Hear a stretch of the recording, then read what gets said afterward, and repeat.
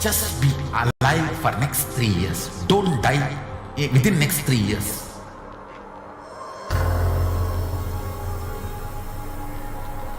Just don't die within next 3 years. Be alive. Somehow be alive. I'm working sincerely. I will reach you somehow. Somehow I will reach you. It's my commitment to humanity.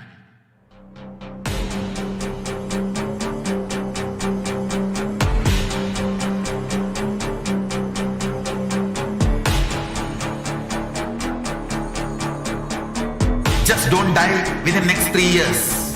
I will reach you wherever you are, whichever corner of the world you may be. I will reach you with enlightenment. You manifesting the space, state, powers, being Paramashivam. It is possible, and it is possible for you.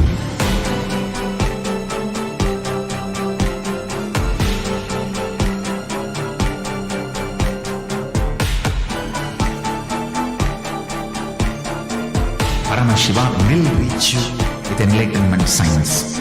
I know he is going to do the job. Just be alive for next 3 years. Nothing else.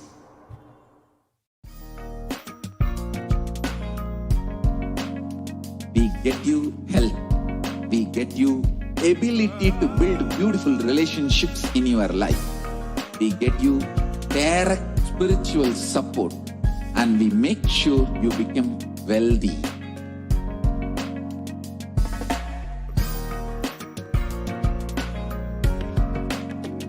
We won't stop giving you just good life. We will literally not stop till you live enlightened life. Manifesting the state of Paramashiva, space of Paramashiva, powers of Paramashiva, being of Paramashiva.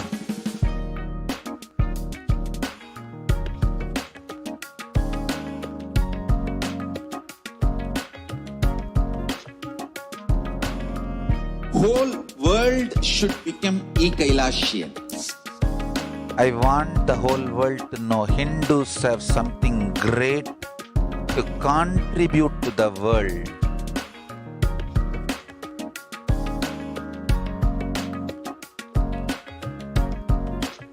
We have something great to contribute to the world. Let us do that.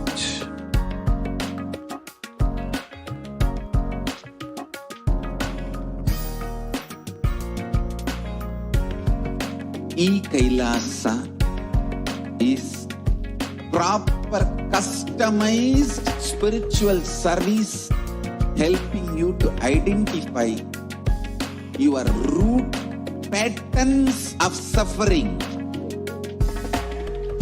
We have perfected the science of helping every individual from every cultural, religious, nationality background.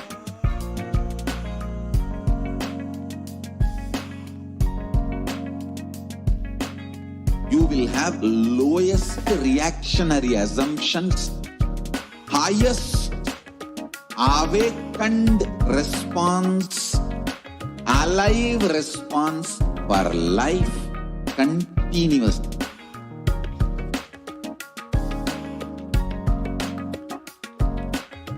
Kailasa is enlightenment ecosystem, literally enlightenment itself in your own home, wherever you are. Proper customized spiritual service helping you to complete with your life negativity. Withdrawal from life, self-hatred, self-denial, self-doubt, so much of tiredness, laziness. We can support you aligning your diet, your attitude, your aptitude, your understanding about life. We can help you with everything.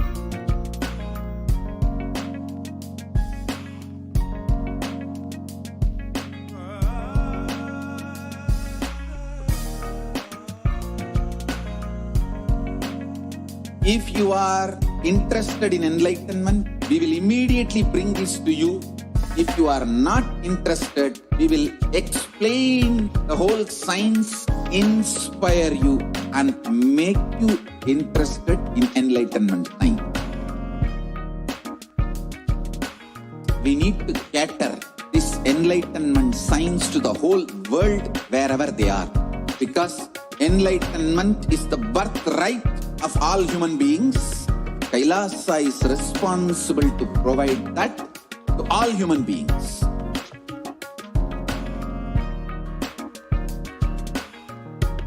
Kailasa is the totality of the knowledge I received from my gurus and practice manifested in my life, perfected by teaching millions of people from all cultures, time zones, backgrounds, genders, nationality, race, from every creed.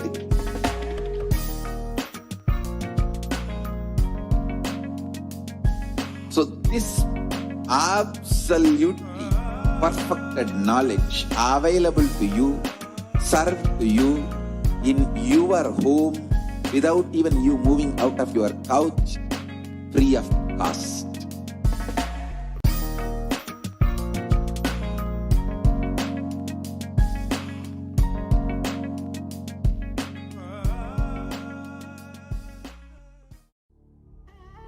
What I mean by the word e-Kailasa, listen intensely. Enlightenment ecosystem, literally enlightenment itself, in your own home, wherever you are. If you cannot come to Kailasa, it's okay. Kailasa can come to you. Kailasa coming to you is e-Kailasa.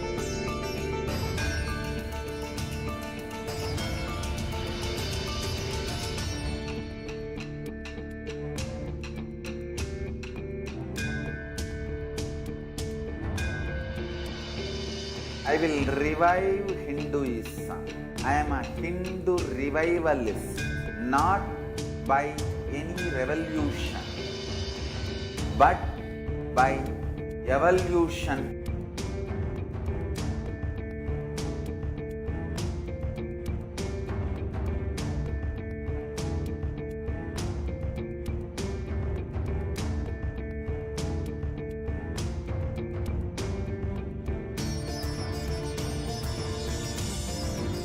And setting model communities.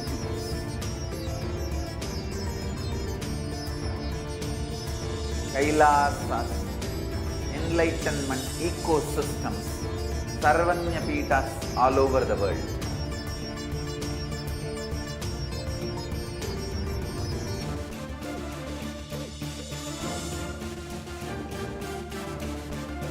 All powerful cognition, knowledge, only when you live, power manifestation and possibilities manifestation happens.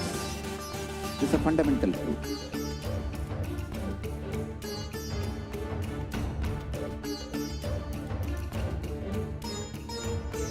Hinduism cannot live exclusively as one sampradaya. No. All sampradayas of Hinduism is an ecosystem.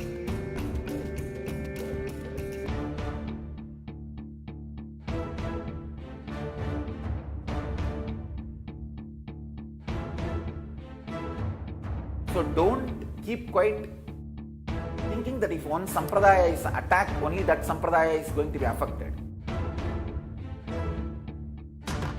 All of us are ecosystem.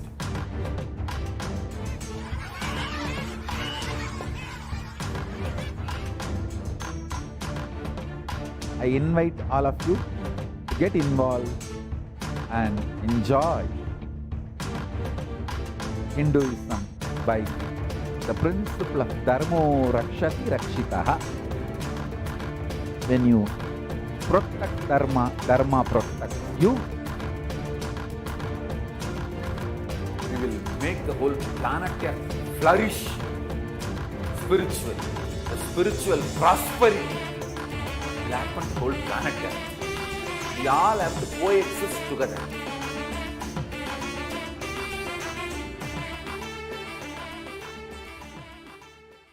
Just be alive for next 3 years. Don't die within next 3 years.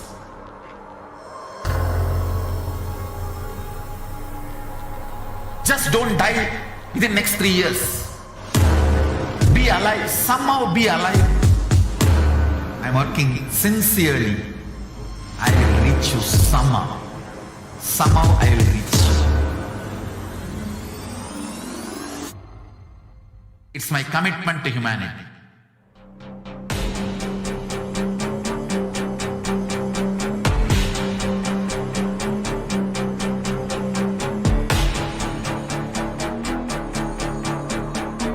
Just don't die within next 3 years.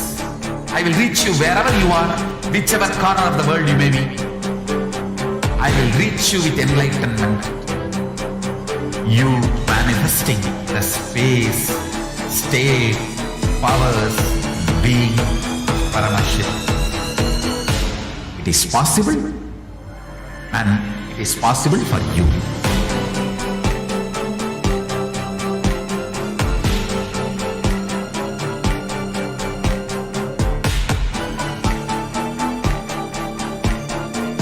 Paramashivam will reach you with enlightenment science. I know he is going to do the job. Just Nithyanandam Paramasukadam Kevalam Jnanamurtim Dvandvatitam Gagana Sadrisham Tattvamasyaadilaksham Ekam Nityam Vimalam Achalam Sarvadi Sakshibhutam Bhavatitam Trigunarahitam Sadgurum Tam Namami. Nithyanandam, I offer my humble obeisance, my humble pranam at the divine lotus feet of the Supreme Pontiff of Hinduism, Jagat Guru Mahasanidanam, His Divine Holiness, Bhagavan Paramashivam. And I welcome each and every one of you. Today, we have an extremely exciting news to break to the whole world on this platform. As many of you might have already seen announced in all of our social media platforms, it is such an auspicious day, invoking celebration across Kailasas in the whole world. On behalf of 2 billion Hindus, the Kailasa nation presented to the United Nations about the persecution of the Hindu Sampradayas in India during the 14th session of the OHCR's Forum on Minority Issues in Geneva on the 2nd and 3rd of December in 2021. That is just yesterday and today. And the United Nations accepted the Kailasa nation and allowed Kailasa to present its case after the presentation from the permanent mission of India to the UN, which focused on how Islamic and Christian minorities are safeguarded by the Indian government. We have seen how there have been so many persecutions until now for the last decade.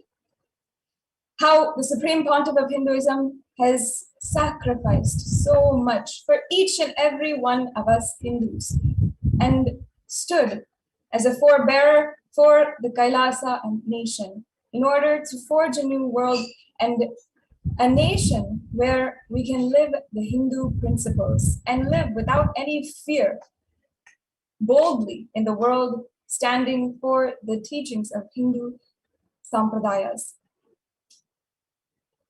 Today is such an auspicious day, and shortly we're just going to be viewing the clip of the presentation of Kailasa to the United Nations.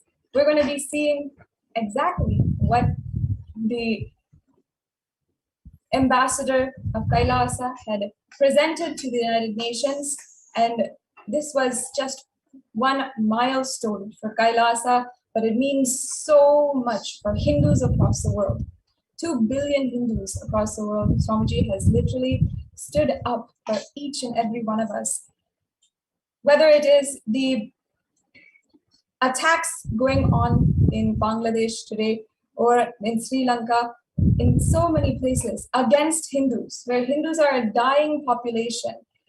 On behalf of each and every one of us, Swamiji has stood and brought our voice to the whole world. Not only have the Hindu nations across the world dwindled down to zero, but today we're able to see a hope for the future. Once again, the United Nations has accepted the Kailasa nation and allowed Kailasa to present its case after the presentation from the permanent mission of India to the UN. And on behalf of the 2 billion Hindus, the ambassador of Kailasa had presented, saying that representing Kailasa nation led by the Supreme Pontiff of Hinduism, Sri Nithyananda Paramashivam, which speaks on behalf of the 2 billion practicing Hindus around the world who do not have a voice representing them in international forums such as the United Nations. And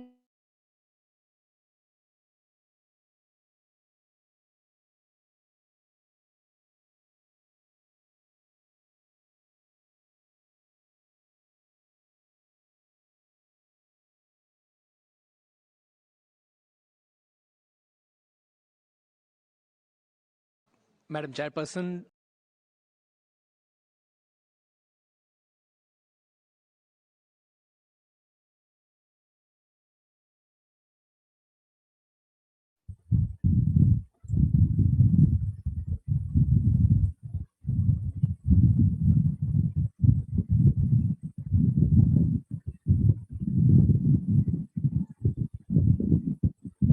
And not only have we seen this, but the ambassador had specifically brought light on the attack against the minority Hindu traditions inside India. The ambassador had said that Hinduism is not a monolithic religion, but a collection of thousands of unique enlightenment ecosystems called sampradayas. In recent times, many Hindu gurus, Hindu minority traditions, and temples have come under attack by majority ideologies, and a large number of traditions have virtually disappeared. There are no recognition of attacks in the first place by the international rights groups, and in these cases, it is difficult for outsiders to distinguish the attackers from who is being attacked. For the past 10 years, the Kailasa nation and the Supreme Pontiff of Hinduism have been attacked and silenced in India as a religious minority and a linguistic minority, and become extremist elements who are opposed to Kailasa's stance when it comes to the rights of women, including otherwise marginalized Dalit women and the rights of members of the LGBTQ+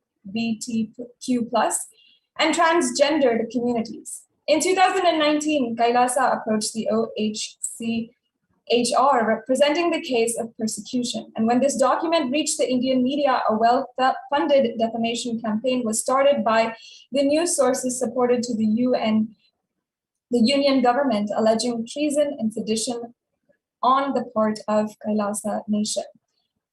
Again, a number of false cases were subsequently registered against the Supreme Pontiff of Hinduism and other Kailasa leaders, and one was one of our university campuses for women in the state of Gujarat.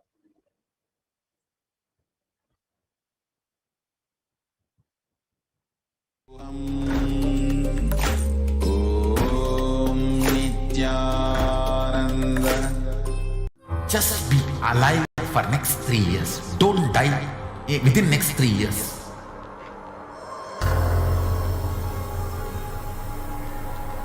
Just don't die within next 3 years.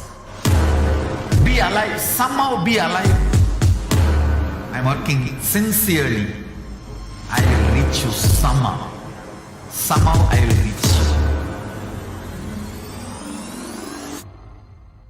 It's my commitment to humanity.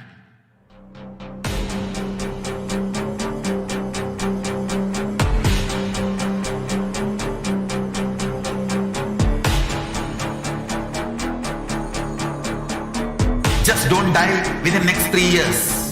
I will reach you wherever you are, whichever corner of the world you may be. I will reach you with enlightenment.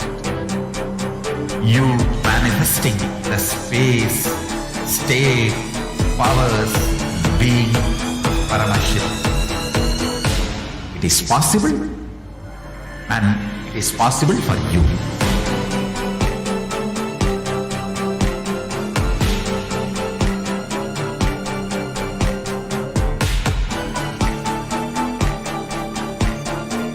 Paramashiva will reach you with enlightenment signs.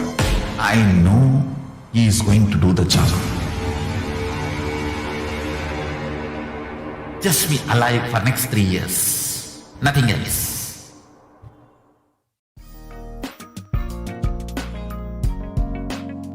We get you health. We get you ability to build beautiful relationships in your life. We get you direct spiritual support, and we make sure you become wealthy.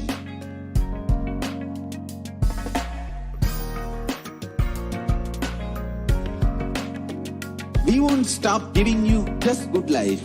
We will literally not stop till you live enlightened life.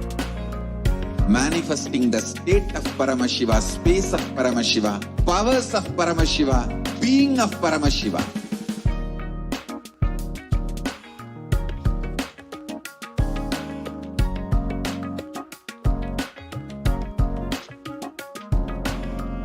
Whole world should become Kailasian. I want the whole world to know Hindus have something great to contribute to the world.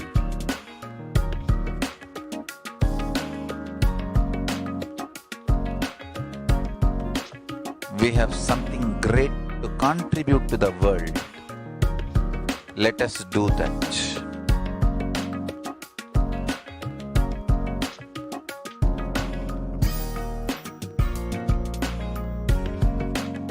Kailasa is proper customized spiritual service helping you to identify your root patterns of suffering.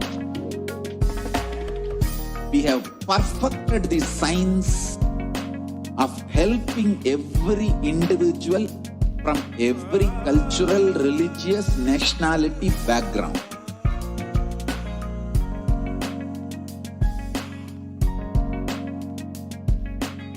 You will have lowest reactionary assumptions, highest awakened response, alive response for life continuously.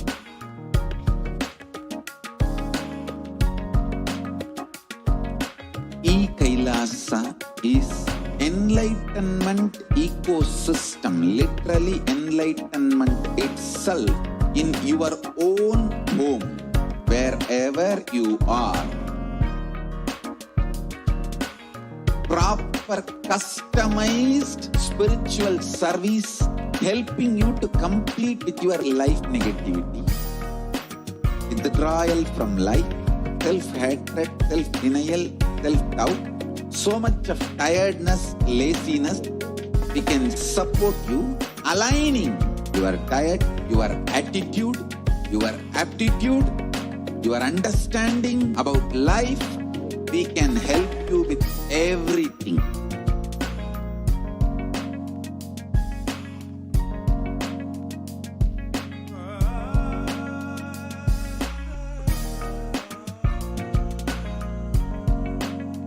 If you are interested in enlightenment, we will immediately bring this to you. If you are not interested, we will explain the whole science, inspire you, and make you interested in enlightenment science. We need to cater this enlightenment science to the whole world wherever they are, because enlightenment is the birthright of all human beings. Kailasa is responsible to provide that to all human beings.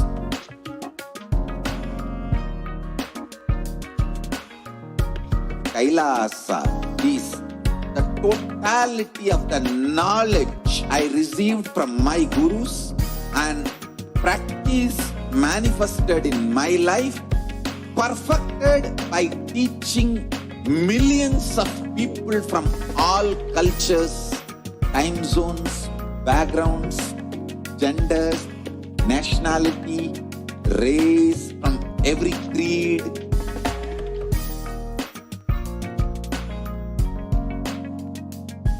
So this absolutely perfected knowledge available to you, served to you in your home without even you moving out of your couch, free of cost.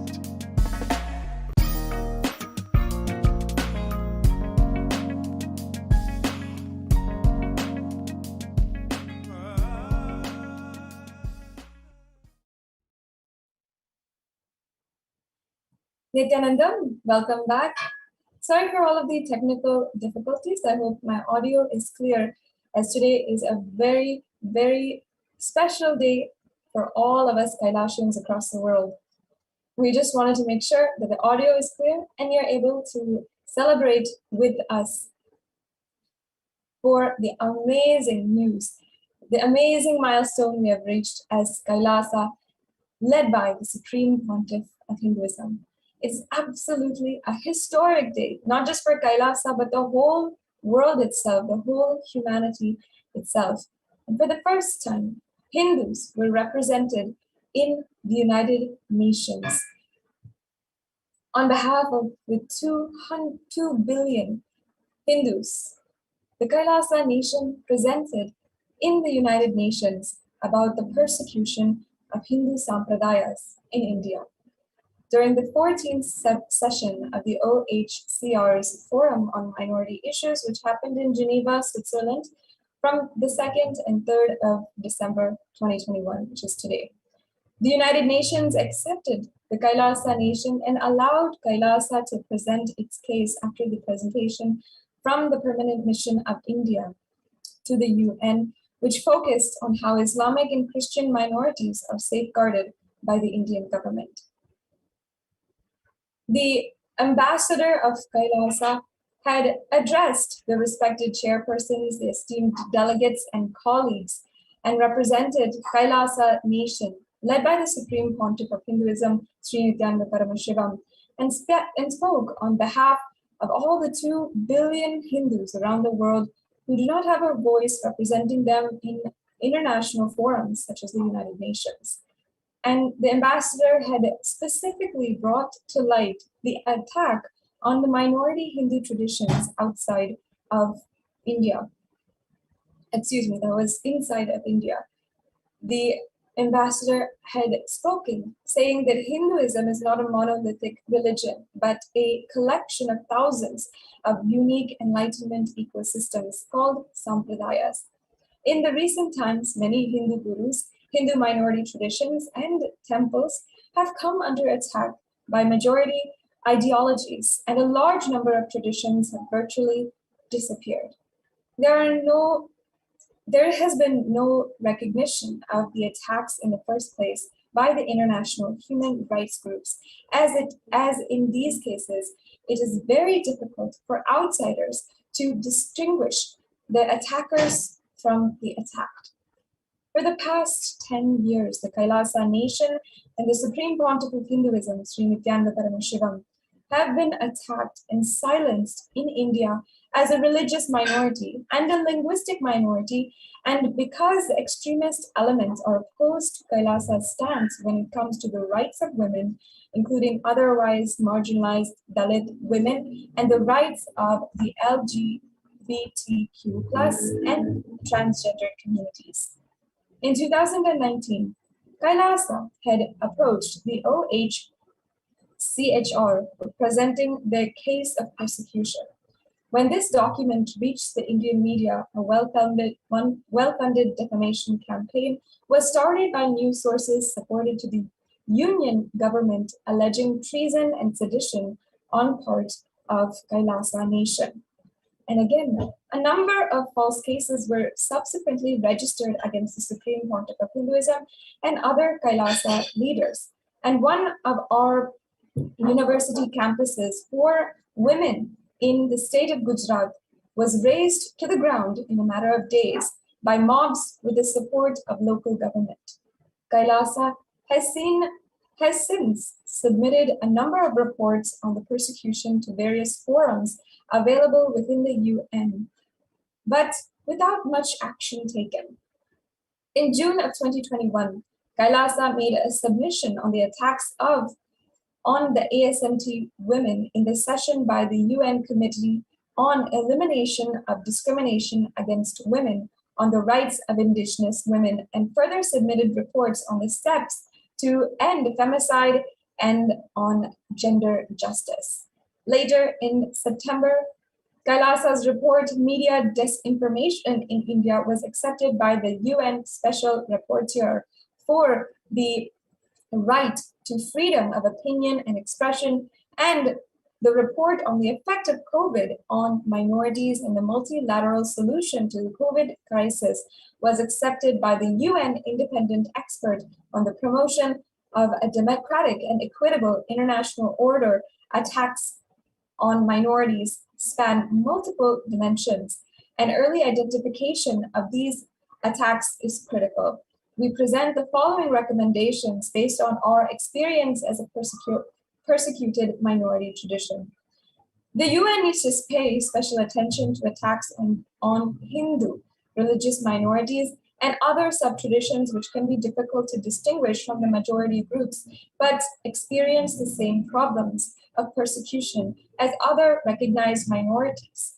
Second, Indian media's unchecked hate speech against Hindu gurus and Hindu customs needs to be curtailed, what is commonly referred as trial by media. The tendency of Indian judges to overreach into the rights of minority sub-traditions in the name of reform or play to public opinion created by the media hype needs to be stopped. The ambassador had been able to address the entire UN forum, the 14th session of the minority issues, with this message exactly. Now, let us watch this very video, and remember, to each and every one of you who are watching, I request that you can share this right now with everyone whom you know and everyone who is there. Share this as virally as possible. As Hindus, we should now understand that Swamiji has taken our voice to the international forum, to millions of people across the world. So let us share this as much as possible, and go ahead and make sure that you're sharing this link. It's available for you to share on Facebook right now and on Kailasa's SPH NITHYANANDA Paramashivam official Facebook page. Make sure that you're going there right now and sharing this news, this amazing message that Kailasa presented in the United Nations. And you can share with all of your friends, share in all of the different platforms, in Facebook, Instagram, Twitter, and on WhatsApp with all your family and friends. Let's go ahead now and watch this video. Madam Chairperson, esteemed delegates and colleagues, I represent Kailasa Nation led by Supreme Pontiff of Hinduism, Sri Nithyananda Paramashivam, which speaks on behalf of 2 billion Hindus around the world who do not have a voice representing them in these international forums. I want to specifically bring to light the attack on minority Hindu traditions. Hinduism, as people know, is not a single monolithic religion, but it's made up of thousands of unique enlightenment ecosystems, which are called sampradayas.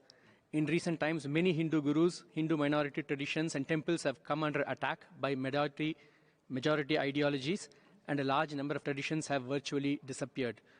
There has been no recognition of the attacks by international human rights groups, as in these cases, it is difficult for outsiders to distinguish the attackers from the attacked.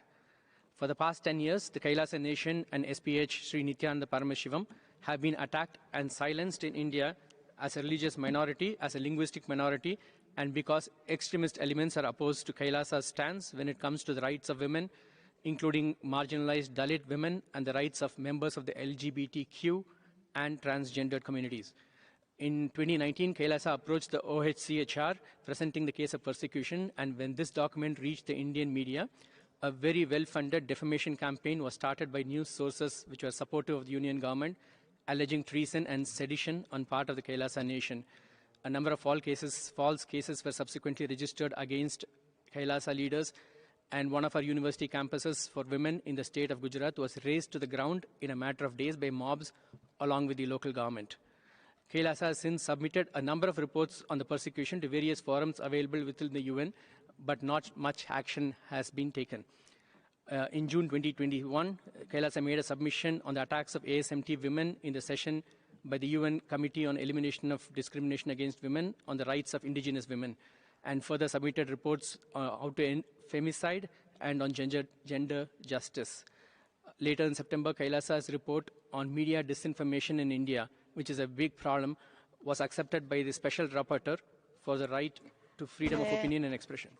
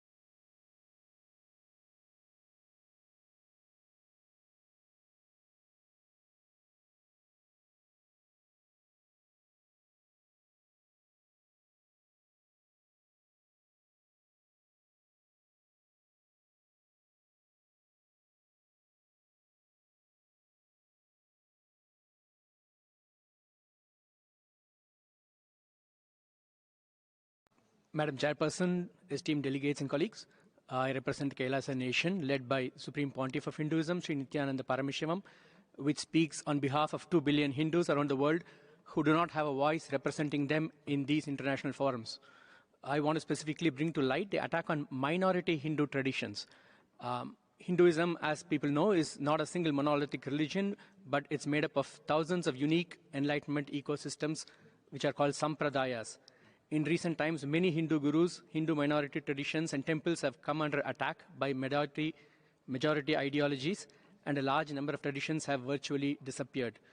There has been no recognition of the attacks by international human rights groups, as in these cases, it is difficult for outsiders to distinguish the attackers from the attacked.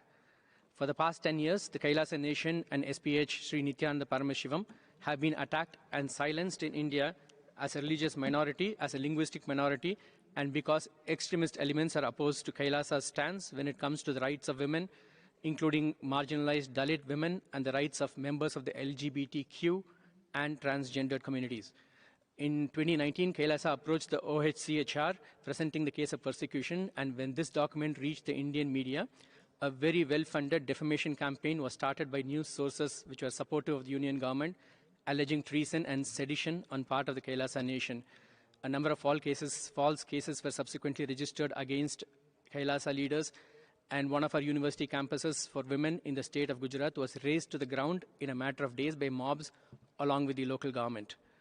Kailasa has since submitted a number of reports on the persecution to various forums available within the UN, but not much action has been taken.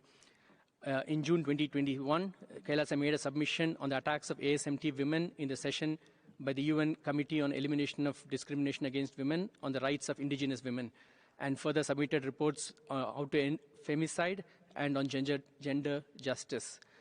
Later in September, Kailasa's report on media disinformation in India, which is a big problem, was accepted by the Special Rapporteur for the right to freedom of opinion and expression. Madam Chairperson, esteemed delegates and colleagues, I represent Kailasa Nation, led by Supreme Pontiff of Hinduism, Sri Nithyananda Paramashivam, which speaks on behalf of 2 billion Hindus around the world who do not have a voice representing them in these international forums. I want to specifically bring to light the attack on minority Hindu traditions. Hinduism, as people know, is not a single monolithic religion, but it's made up of thousands of unique enlightenment ecosystems, which are called sampradayas. In recent times, many Hindu gurus, Hindu minority traditions, and temples have come under attack by majority ideologies, and a large number of traditions have virtually disappeared. There has been no recognition of the attacks by international human rights groups, as in these cases, it is difficult for outsiders to distinguish the attackers from the attacked. For the past 10 years, the Kailasa Nation and SPH Sri Nithyananda Paramashivam have been attacked and silenced in India as a religious minority, as a linguistic minority, and because extremist elements are opposed to Kailasa's stance when it comes to the rights of women, including marginalized Dalit women and the rights of members of the LGBTQ and transgendered communities. In 2019, Kailasa approached the OHCHR presenting the case of persecution, and when this document reached the Indian media, a very well-funded defamation campaign was started by news sources which were supportive of the Union government, alleging treason and sedition on part of the Kailasa Nation. A number of false cases were subsequently registered against Kailasa leaders, and one of our university campuses for women in the state of Gujarat was razed to the ground in a matter of days by mobs along with the local government. Kailasa has since submitted a number of reports on the persecution to various forums available within the UN, but not much action has been taken. In June 2021, Kailasa made a submission on the attacks of ASMT women in the session by the UN Committee on Elimination of Discrimination Against Women on the rights of indigenous women, and further submitted reports how to end femicide and on gender justice. Later in September, Kailasa's report on media disinformation in India, which is a big problem, was accepted by the Special Rapporteur for the right to freedom of opinion and expression. Madam Chairperson, esteemed delegates and colleagues, I represent Kailasa Nation, led by Supreme Pontiff of Hinduism, Sri Nithyananda Paramashivam, which speaks on behalf of 2 billion Hindus around the world who do not have a voice representing them in these international forums. I want to specifically bring to light the attack on minority Hindu traditions. Hinduism, as people know, is not a single monolithic religion, but it's made up of thousands of unique enlightenment ecosystems, which are called sampradayas. In recent times, many Hindu gurus, Hindu minority traditions, and temples have come under attack by majority ideologies, and a large number of traditions have virtually disappeared. There has been no recognition of the attacks by international human rights groups, as in these cases, it is difficult for outsiders to distinguish the attackers from the attacked.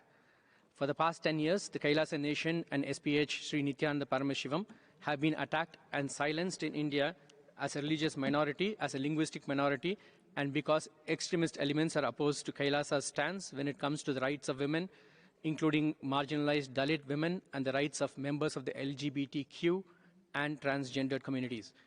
In 2019, Kailasa approached the OHCHR presenting the case of persecution, and when this document reached the Indian media, a very well-funded defamation campaign was started by news sources which were supportive of the Union government, alleging treason and sedition on part of the Kailasa Nation. A number of false cases were subsequently registered against Kailasa leaders, and one of our university campuses for women in the state of Gujarat was razed to the ground in a matter of days by mobs along with the local government. Kailasa has since submitted a number of reports on the persecution to various forums available within the UN, but not much action has been taken.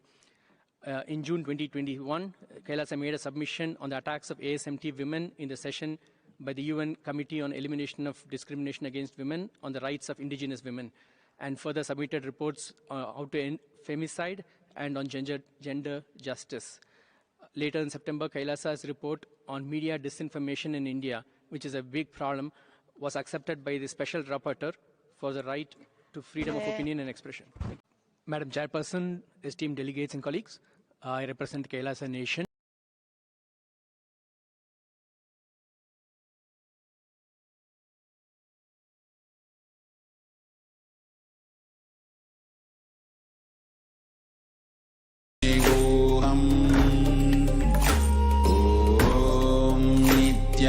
Just be alive for next 3 years. Don't die within next 3 years.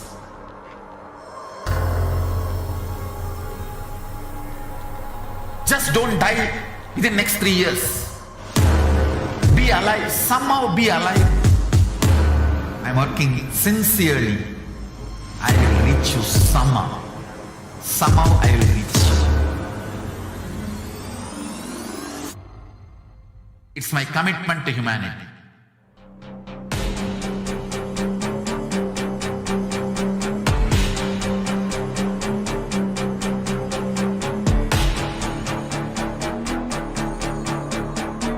Just don't die within next 3 years. I will reach you wherever you are, whichever corner of the world you may be. I will reach you with enlightenment. You manifesting the space, state, powers, being Paramashivam. It is possible, and it is possible for you.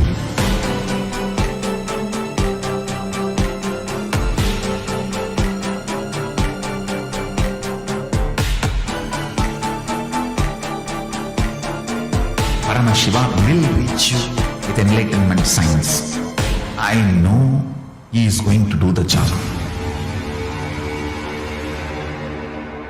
Just be alive for next 3 years. Nothing else.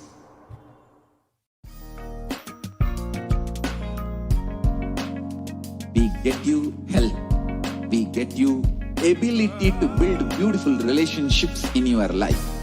We get you direct spiritual support, and we make sure you become wealthy.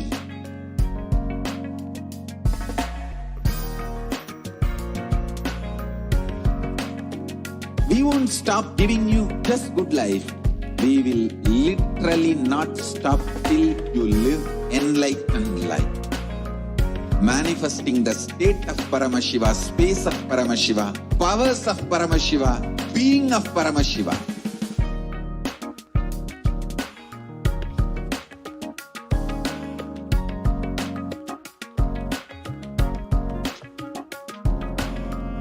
Whole world should become Kailasians. I want the whole world to know Hindus have something great to contribute to the world.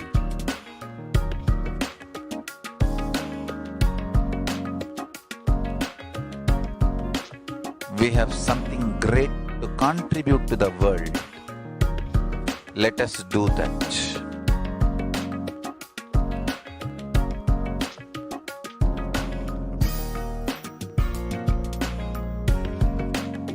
Kailasa is proper customized spiritual service, helping you to identify your root patterns of suffering.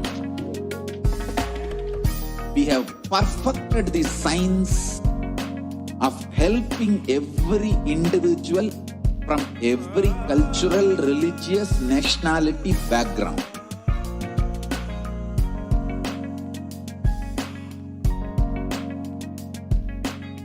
You will have lowest reactionary assumptions, highest awakened response, alive response for life continuously.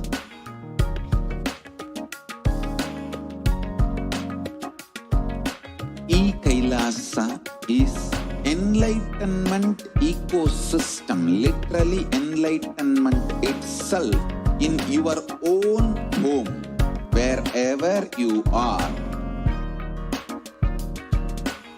Proper offer customized spiritual service, helping you to complete with your life negativity.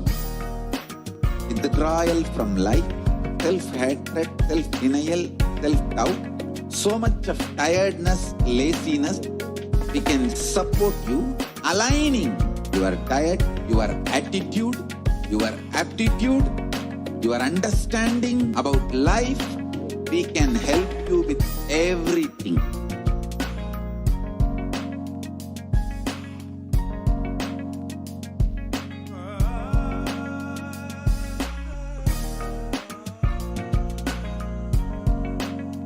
If you are interested in enlightenment, we will immediately bring this to you. If you are not interested, we will explain the whole science, inspire you and make you interested in enlightenment science. We need to cater this enlightenment science to the whole world wherever they are, because enlightenment is the birthright of all human beings. Kailasa is responsible to provide that to all human beings.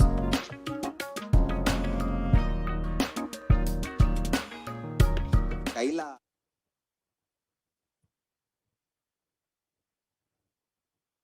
Yes. Nityanandam, welcome back. Now, understand that on behalf of all of the 2 billion Hindus across the world, the Kailasa nation has presented to the United Nations about the persecution of the Hindu Sampradayas. And it's not just this today, but it is one of our chances to bring to light the utmost superior hard work of the Supreme Pontiff of Hinduism, where he has contributed the most to the world and advocated for the Hindu nation. So let's understand a little bit more about Supreme Pontiff of Hinduism and be introduced to his contributions to the world. The Supreme Pontiff of Hinduism, Jagadguru Mahasannidhanam, His Divine Holiness Bhagavan Paramashivam, is the reviver of Kailasa, a macrocosmic, ancient, enlightened Hindu civilizational nation. And he is the present 293rd Jagadguru Mahasannidhanam of the Kailashonata Shamala Pita Sarvagna Pitam, which is one of the oldest monastic orders and the oldest Hindu papal states, and as well the Supreme Pontiff of Hinduism had began at that time the reviving the socio-spiritual activities, including ensuring that all of the associated temples to the Madurai Adinam are revived and preserved. These are some of the oldest heritages in Sanatana Hindu Dharma and in the world itself. And the Supreme Pontiff of Hinduism is declared as the successor of the Arunachala Sarvagna Pitam by the Guru Parampara at the age of 16. And you can see here his Guru Parampara, Isaki Swamigal, Mata Vibhudanandapuri, and Yogi Yoganandapuri. And the Supreme Pontiff of Hinduism founded the mission Nityananda Sangha to revive Kailasa internationally at the age of 21.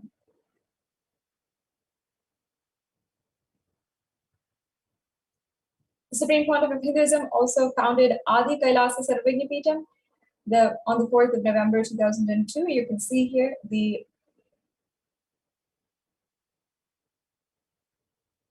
photographs of the event for the consecration of the land. And as well as Supreme Pontiff of Hinduism was declared as the successor of the Bhagyanagara Sripura Sarvagna Pitam at the age of 26.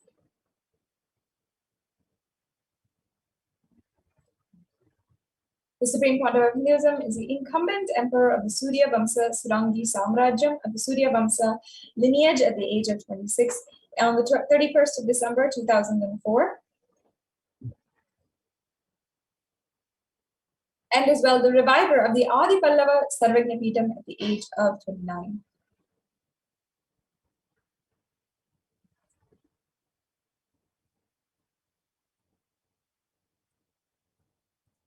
The Supreme Pontiff of Hinduism is also coronated as the successor of the Kashi Sarvagna Pitam from 2008.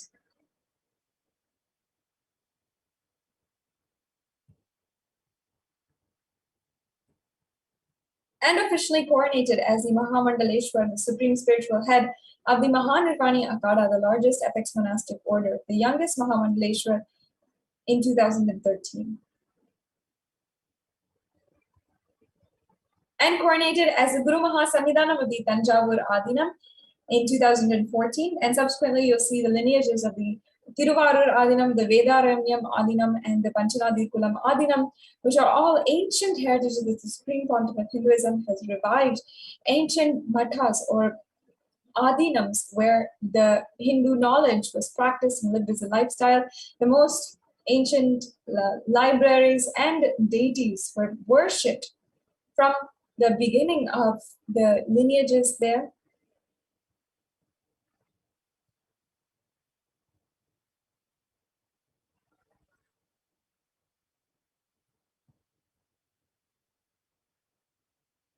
And as well, the Supreme Pontiff of Hinduism is coronated as the Guru Mahasannidhanam of the Dharmamukti Svargamuram Adinam.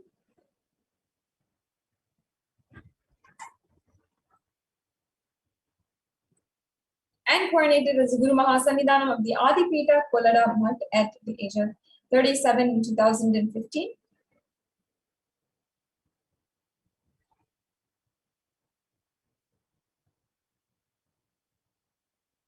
And elected as the Supreme Pontiff of Hinduism by a congregation of over 1,000 Hindu pontiffs or leaders in 2015. You can see some of the photographs of the election process and the coronation here. And today, the Supreme Pontiff of Hinduism is revered as the most prolific, most watched guru in the digital world, read and watched by more than 1 billion people across the world. And the leader of the world's greatest Hindu digital nation, with 1 billion lives enriched and 1 billion lives enreached, and different social media platforms such as Facebook, Instagram, Twitter, and different initiatives online, with 27 years of relentless humanitarian services and initiatives, including the free vegetarian food bank, medical services, natural disaster relief, empowerment of women initiatives, and conflict resolution and peace initiatives. The Supreme Pontiff of Hinduism has also authored over 300 books and 10,000 articles in 3 languages, English, Tamil, and Sanskrit, and translated into 50 languages with over 1,000 titles. And as well, these books are available for you to download at books.nithyananda.org if you'd like to get access to all of the beautiful knowledge the Supreme Pontiff of Hinduism has released to the world. With over 20 million copies of these books and articles sold, read, and downloaded.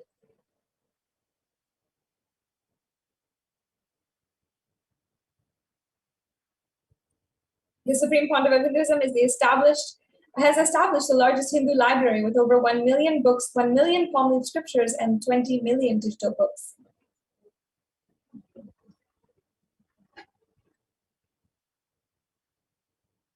And over 10,000 hours of discourses and over 1 billion views on social media.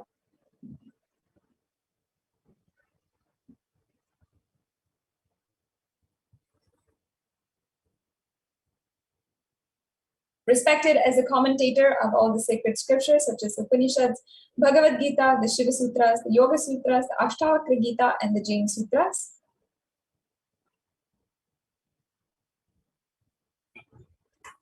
And honors as leader of Hinduism, the most awarded, internationally recognized Hindu leader.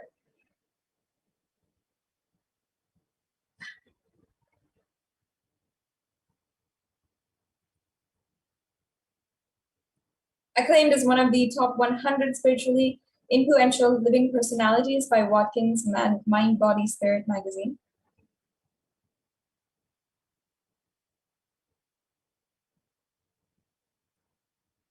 And the reviver of the Sovereign Order of Kailasa, led by the Supreme Pontiff of Hinduism, and the Nityananda Order of monks, nuns, and the Hindu diaspora, who are working for global peace and to give superconscious breakthrough to humanity. The establisher of the largest Hindu university in the world with satellite campuses in 150 countries.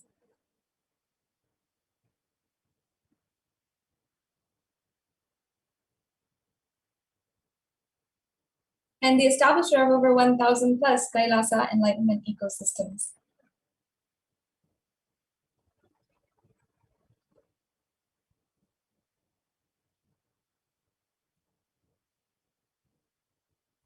and the founder and reviver of over 100 Sarvagna Vedas.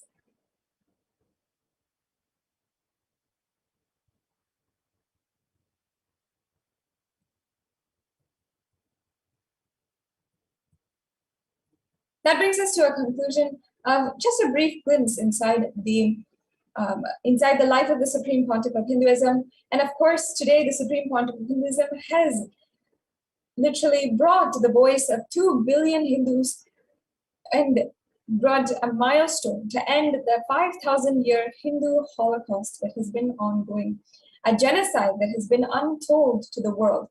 And by bringing it to the international forums, the Supreme Pontiff of Hinduism has literally led Hinduism leaps ahead of where we were before. With so many Hindus across the world still suffering from so much of violence against them, silenced by opposers and their attackers, we, each and every one of us, are searching for literally a kind of hope that should bring out the voice, the real story of what's going on. And understanding, out of his utmost compassion, the Supreme Pontiff of Hinduism has literally done every single thing for each and every one of us to have this voice and have a voice in an international platform to bring justice and to end the crimes against Hindus. Now let's enter into the next segment of today's program on manifesting Shaktis, manifesting the extraordinary Shaktis. We're now going to be joined by the Nityananda Gurukul Balasans, who are the initiated disciples of the Supreme Pontiff of Hinduism and who are initiated in order to manifest the powers of third eye, one of the highest and greatest contributions to the world is the revival of the power manifestation science by the Supreme Pontiff of Hinduism. And today we will be receiving the initiation into the third eye awakening with the satsang and with the darshan of the Supreme Pontiff of Hinduism and various other powers as well. We will be manifesting today the power of body scanning for each and every one of you. So you can go ahead and comment if you'd like to request a body scan. Make sure that you comment and give your consent, give your permission for the Balasans to body scan. Let's learn, first of all, a little bit more about what are the powers and what is the science behind this power manifestation. In the Vedagamas, the source scriptures of Hinduism, Paramashiva reveals in elaborate detail that every human being is hardwired to be able to manifest the 463 powers, extraordinary Shaktis. Manifesting powers are described as a system, a method, and science of human beings to explore and various possibilities and powers and have access to the various states of consciousness. Shaktis manifest from the fundamental cognition that you are divine and you need to manifest divine, and not that you are a man and you need to reach divine. And there's fundamental differences between Shaktis and Siddhis that we have to understand. First of all, Shaktis express from the space of enlightenment as a side effect of feeling connection with the divine and high integrity with the Guru. However, Siddhis are powers that manifest from tapas or penance for enlightenment. Shaktis are a source of enlightenment, and on the other hand, Siddhis are on the path towards enlightenment. The Shaktis of Paramashiva manifest through ordinary human beings in an extraordinary way after initiation from the avatar. And Siddhis are not permanent. Siddhis may divert you from enlightenment. However, Shaktis are permanent and you can manifest them for as long as you live, for thousands of births. Now, what is the source of these Shaktis? Ultimate reality and cause, which is the self-effulgence, Svayam Prakasha, all-pervading, unchanging beyond time, space, form, and causality. As a fundamental base of Avyakta, the unmanifest, and Vyakta, the manifest existence, he performs the Panchakritya, 5 cosmic acts of Shristi, creation, Sthiti, the sovereign rulership and maintenance, Samhara, rejuvenation, and Trobhava, pulling out of delusion, and Anugraha, the liberating grace for all living beings and living entities.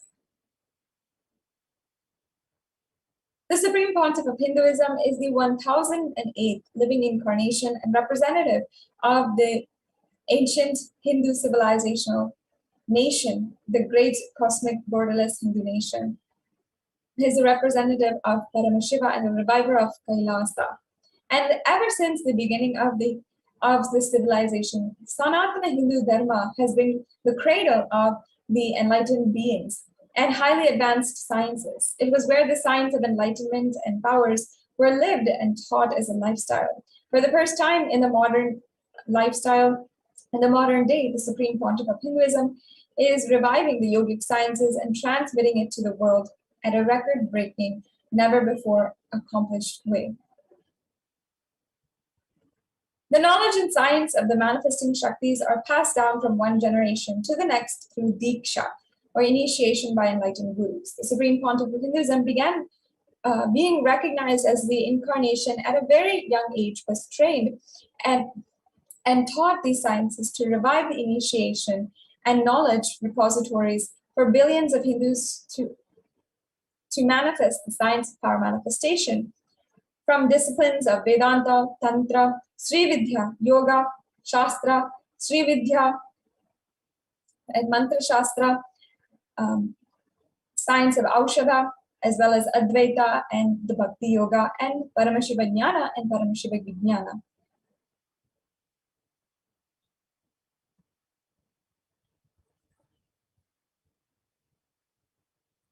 So how do we awaken these powers within each and every one of us? Let's look at the power of the power of body scanning, and we'll be able to see exactly how we can manifest these powers and how today we can be benefited by them, even all of you who are watching. Every ultimate truth or jnana mapped into consciousness or prajna manifests as a possibility and power of every being, the prajnana.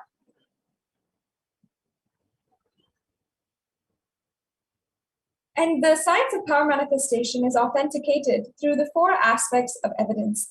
The Shastra Pramana, the Shastra Pramana is the eternal, unchangeable truths revealed in the source scriptures, and the Apta Pramana, the experiences and the results of the Aptas, the Vedic rishis and the scientists who time-tested and verified the science. We also have the Atma Pramana, which is the account of the Supreme Pontiff of Hinduism, who is this millennium's avatar and his personal experience of power manifestation. And we also have the Pratyaksha Pramana, which is the empirical evidence from observation and scientific experimentation. And the Vedas are the ultimate superior authority for Hindus. Vedas are pure science, where the ultimate truths are explained. Agamas are the scriptures where the applied technology and the applied science is expanded. Vedas and Vedagamas are given the status of Shruti as they are directly revealed by Paramashiva. They are the ultimate, eternal, unchangeable truths. A reference cited from these Shastras is called the Shastra Pramana.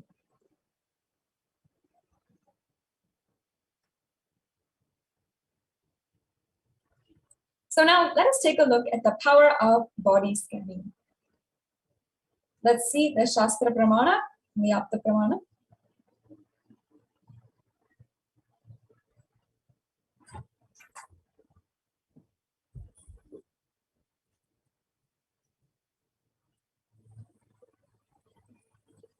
You can go ahead and take a few minutes right now and comment in the comment section and request for a body scan. This body scan is a very, very powerful way that the initiated balasans of the Supreme Pontiff of Hinduism, the initiated disciples and balasans will be able to share with each and every one of you the solutions from the third eye for any of your body ailments. And without knowing you before, they'll be able to scan and see everything related to your physical and emotional and psychological body. So they'll be able to see your body, they'll be able to see past surgeries, they'll be able to see your ailments, they'll be able to see what you're facing right now, which you might not know or which you know already. You don't need to reveal any of this for yourself, but if you give your consent and you're ready to do it, you can comment right now on the comment section. And I'm seeing the comment section right now. You can go ahead and comment and the initiated disciples of the Supreme Pontiff of Hinduism who've been initiated into these powers have demonstrated these powers and accurately given the answer to so many people, will give you answer, and they'll also give you spiritual solutions from the third eye. This power awakens the ability to scan illnesses, diseases, medically diagnosed issues, and provide solutions through the awakened third eye.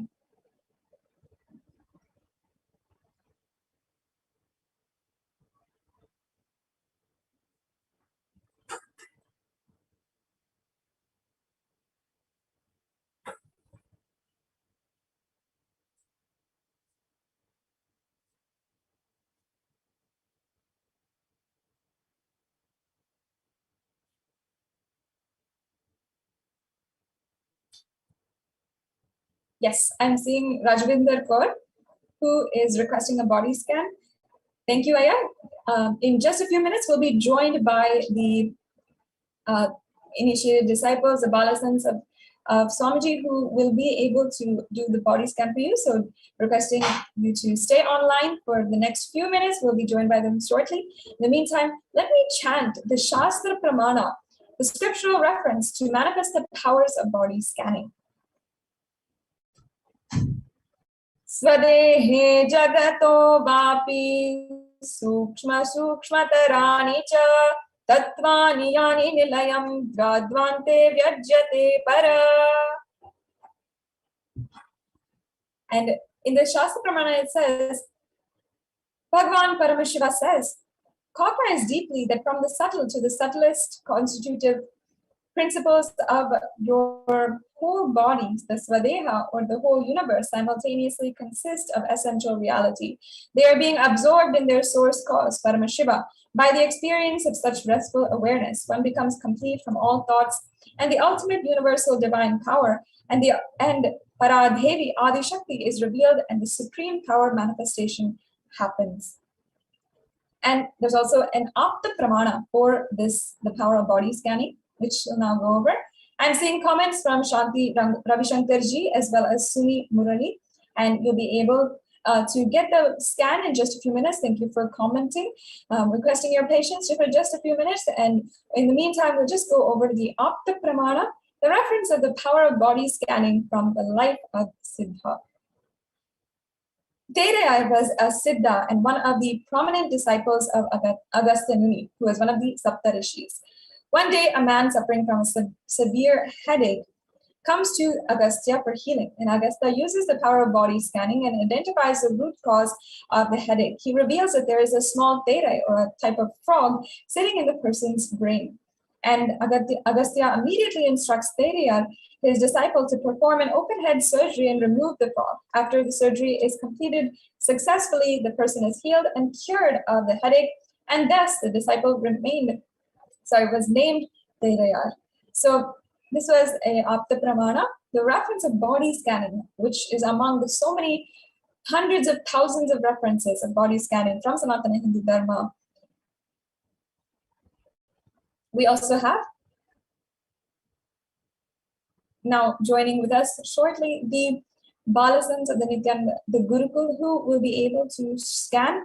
So all the people who are waiting for a scan, I invite you to stay tuned, and in just a few short minutes, we'll be joined by the Balasans, and they will be scanning each and every one of you. If you'd like to have a scan, please go ahead and comment right now. You can just give your consent through this comment and ensure that you and you don't have to reveal anything about what you'd like to scan for or anything like that. The Balasans themselves will scan and see and tell you what the third eye is revealing, and also give the solution for whatever it is. So yes, we'll now be moving on, and we'll just take a quick break before the Balasans will join us, and we'll be proceeding with the body scan power.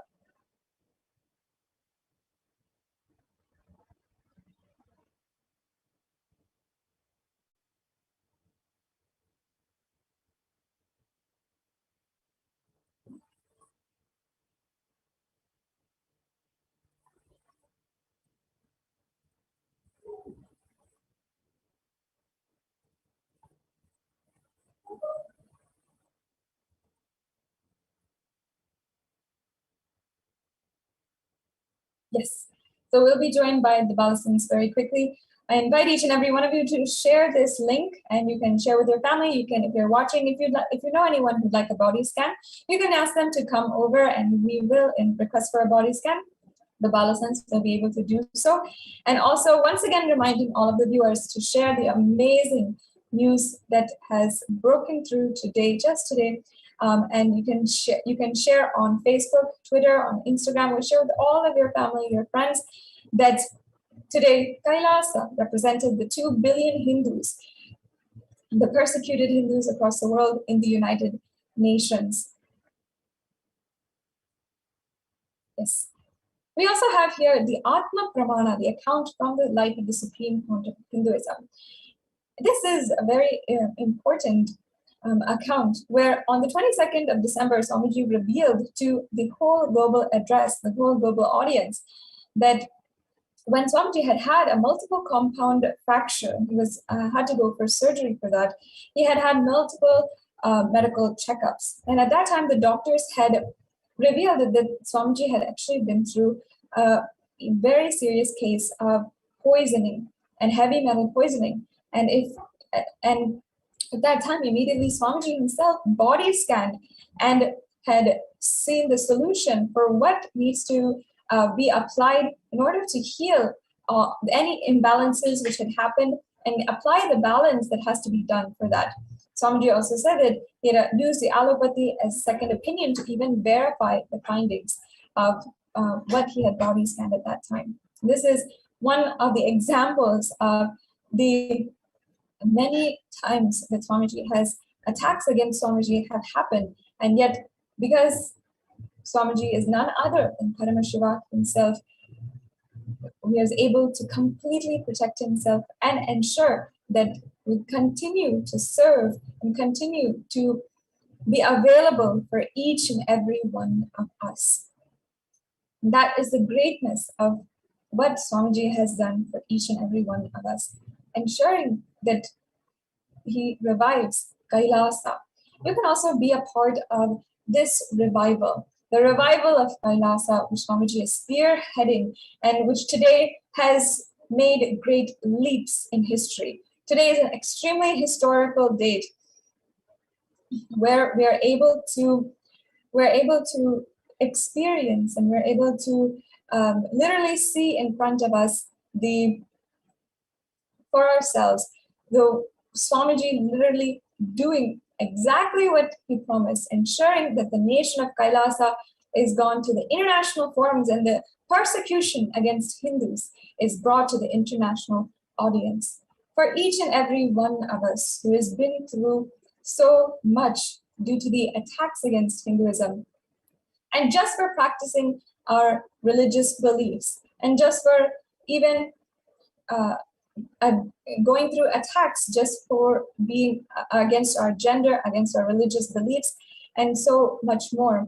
Swamiji has stood for each and every one of us and ensured that he's protected and ensured that he can remain available for each and every one of us and bring the nation of Kailasa, revive the enlightened civilization, not just bringing justice for the persecution against billions of Hindus, but bringing a solution for the pain that we have gone through after 5,000 years of Holocaust.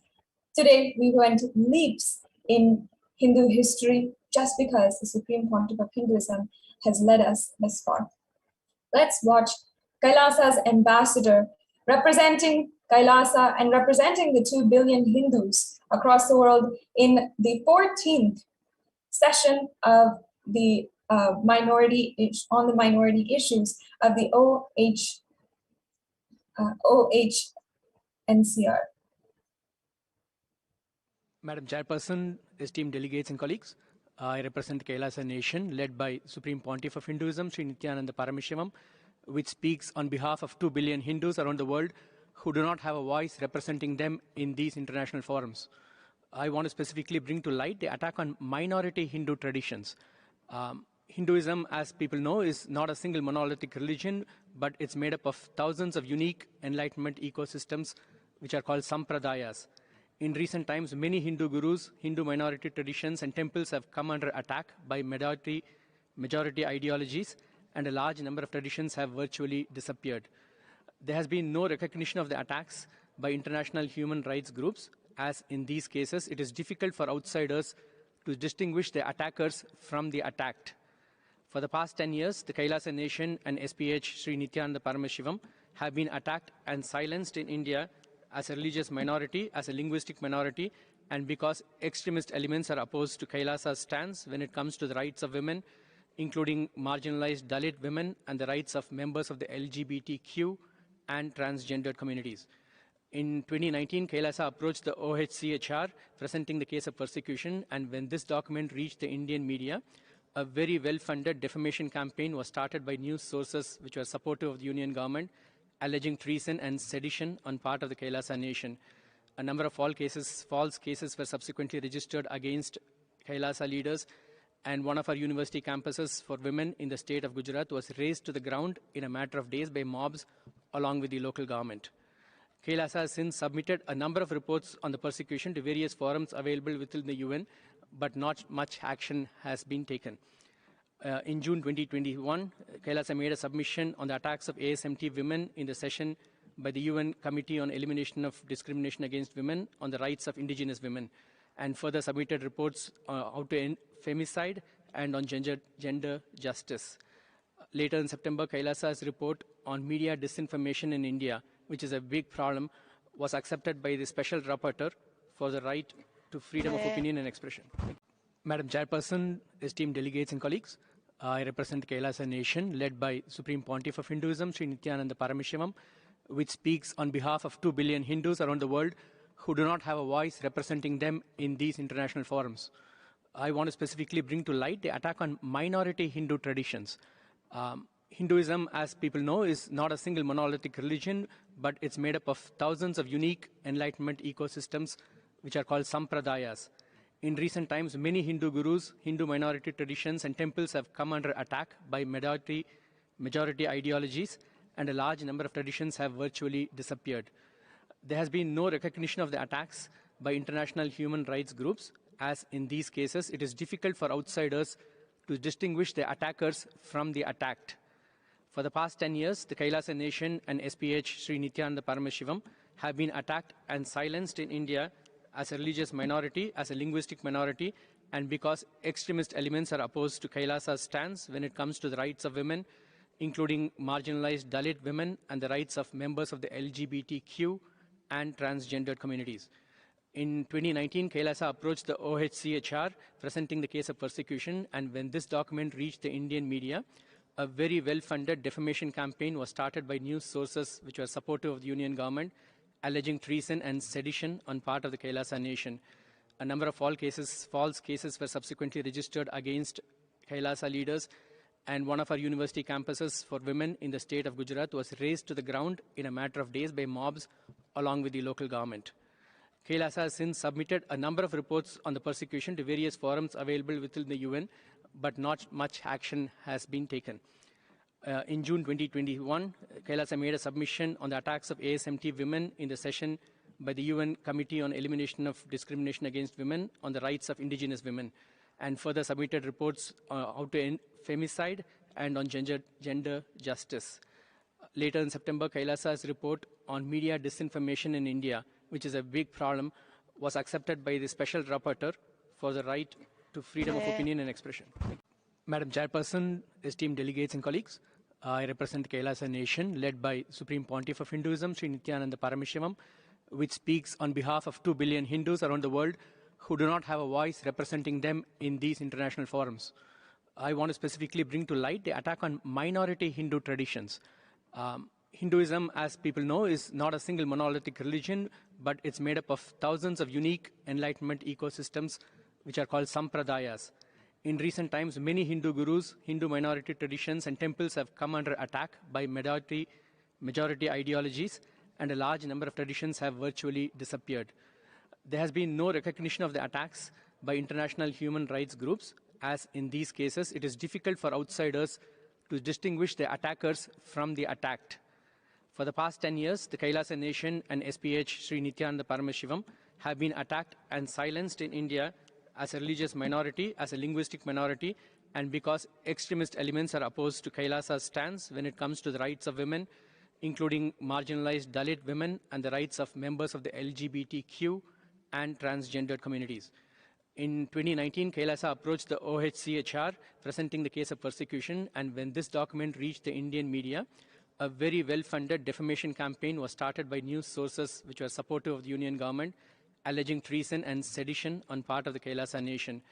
A number of false cases were subsequently registered against Kailasa leaders, and one of our university campuses for women in the state of Gujarat was razed to the ground in a matter of days by mobs along with the local government. Kailasa has since submitted a number of reports on the persecution to various forums available within the UN, but not much action has been taken. In June 2021, Kailasa made a submission on the attacks of ASMT women in the session by the UN Committee on Elimination of Discrimination Against Women on the rights of indigenous women, and further submitted reports how to end femicide and on gender justice. Later in September, Kailasa's report on media disinformation in India, which is a big problem, was accepted by the Special Rapporteur for the right to freedom of opinion and expression. Madam Chairperson, esteemed delegates and colleagues, I represent Kailasa Nation, led by Supreme Pontiff of Hinduism, Sri NITHYANANدا Paramashivam, which speaks on behalf of 2 billion Hindus around the world who do not have a voice representing them in these international forums. I want to specifically bring to light the attack on minority Hindu traditions. Hinduism, as people know, is not a single monolithic religion, but it's made up of thousands of unique enlightenment ecosystems, which are called sampradayas. In recent times, many Hindu gurus, Hindu minority traditions, and temples have come under attack by majority ideologies, and a large number of traditions have virtually disappeared. There has been no recognition of the attacks by international human rights groups, as in these cases, it is difficult for outsiders to distinguish the attackers from the attacked.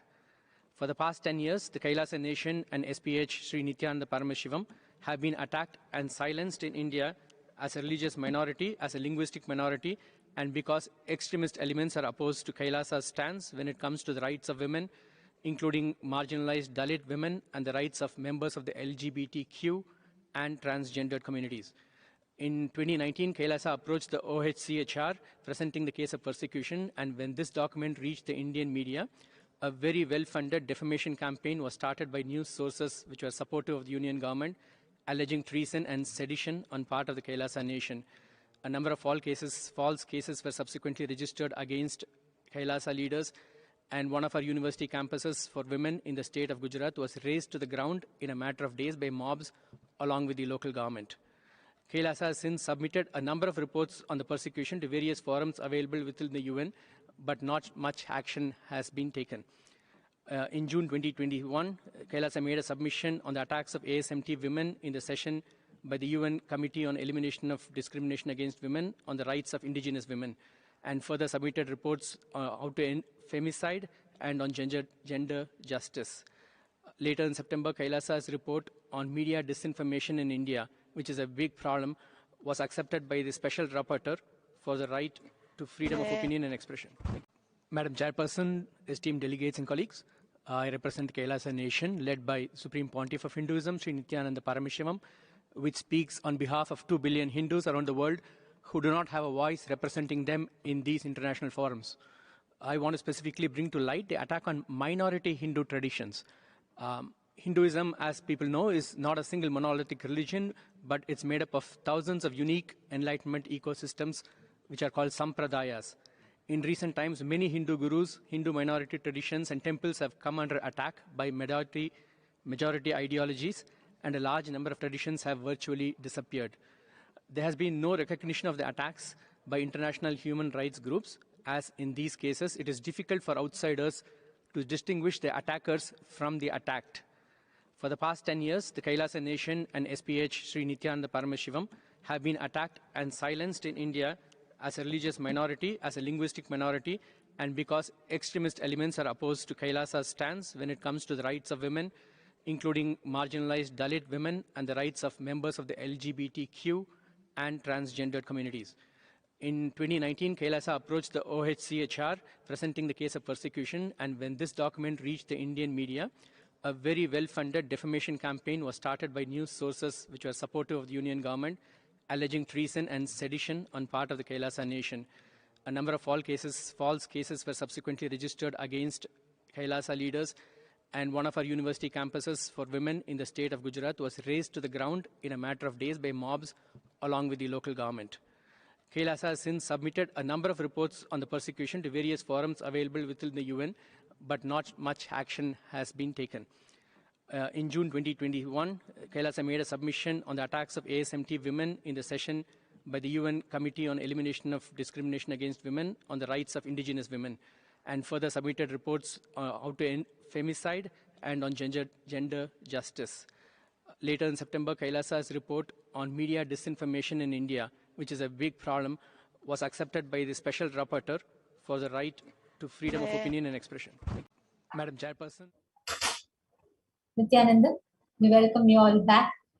Today is such a special day in the nation of Kailasa, and all our citizens globally are celebrating this news as one of our ambassadors from Kailasa represented, on behalf of Kailasa, represented the 2 billion Hindus and presented to the United Nations about the persecution of Hindu Sampradayas in India during the 14th session of the OHCRC's Forum on Minority Issues in Geneva on 2nd and 3rd of December 2021. And I think all the citizens around the globe of Kailasa are celebrating, and even in the nation of Kailasa, all of us are celebrating this news in a grand manner, because this is not just a breakthrough for Kailasians, but for the whole of Hindus. Is a milestone achievement. Because actually, this is the first step. For the very, very first time, Hindus are getting a representation in such international forums. Otherwise, there is no voice that actually represents Hindus. And for the very first time, Hindus are getting represented. The persecution of Hindus, and as Hindus itself, we are for the first time getting a voice in the United Nations, international forums like United Nations. So this is a very huge breakthrough, and it's a very proud moment for all the Hindus across the globe, the 2 billion Hindus across the globe living and practicing Hindus, to celebrate this. So we are so delighted to welcome all of you for today's show, and I know all of us are just the news is just buzzing around everywhere and creating so much of excitement. How just a single person, single-handedly, has gone through so much of persecution, and despite of all of that, just through his sincere hard work and intense sacrifices, he has created a nation for Hindus. And as a voice representing all the 2 billion Hindus today, Supreme Pontiff of Hinduism, Jagat Guru Mahasannidhanam, His Divine Holiness Bhagavan Nityananda Paramashivam, has taken the persecution of Hindus in an international forum like United Nations. So it's so exciting, and all of us are sharing this. Do continue sharing as we are talking. Also, do continue sharing this.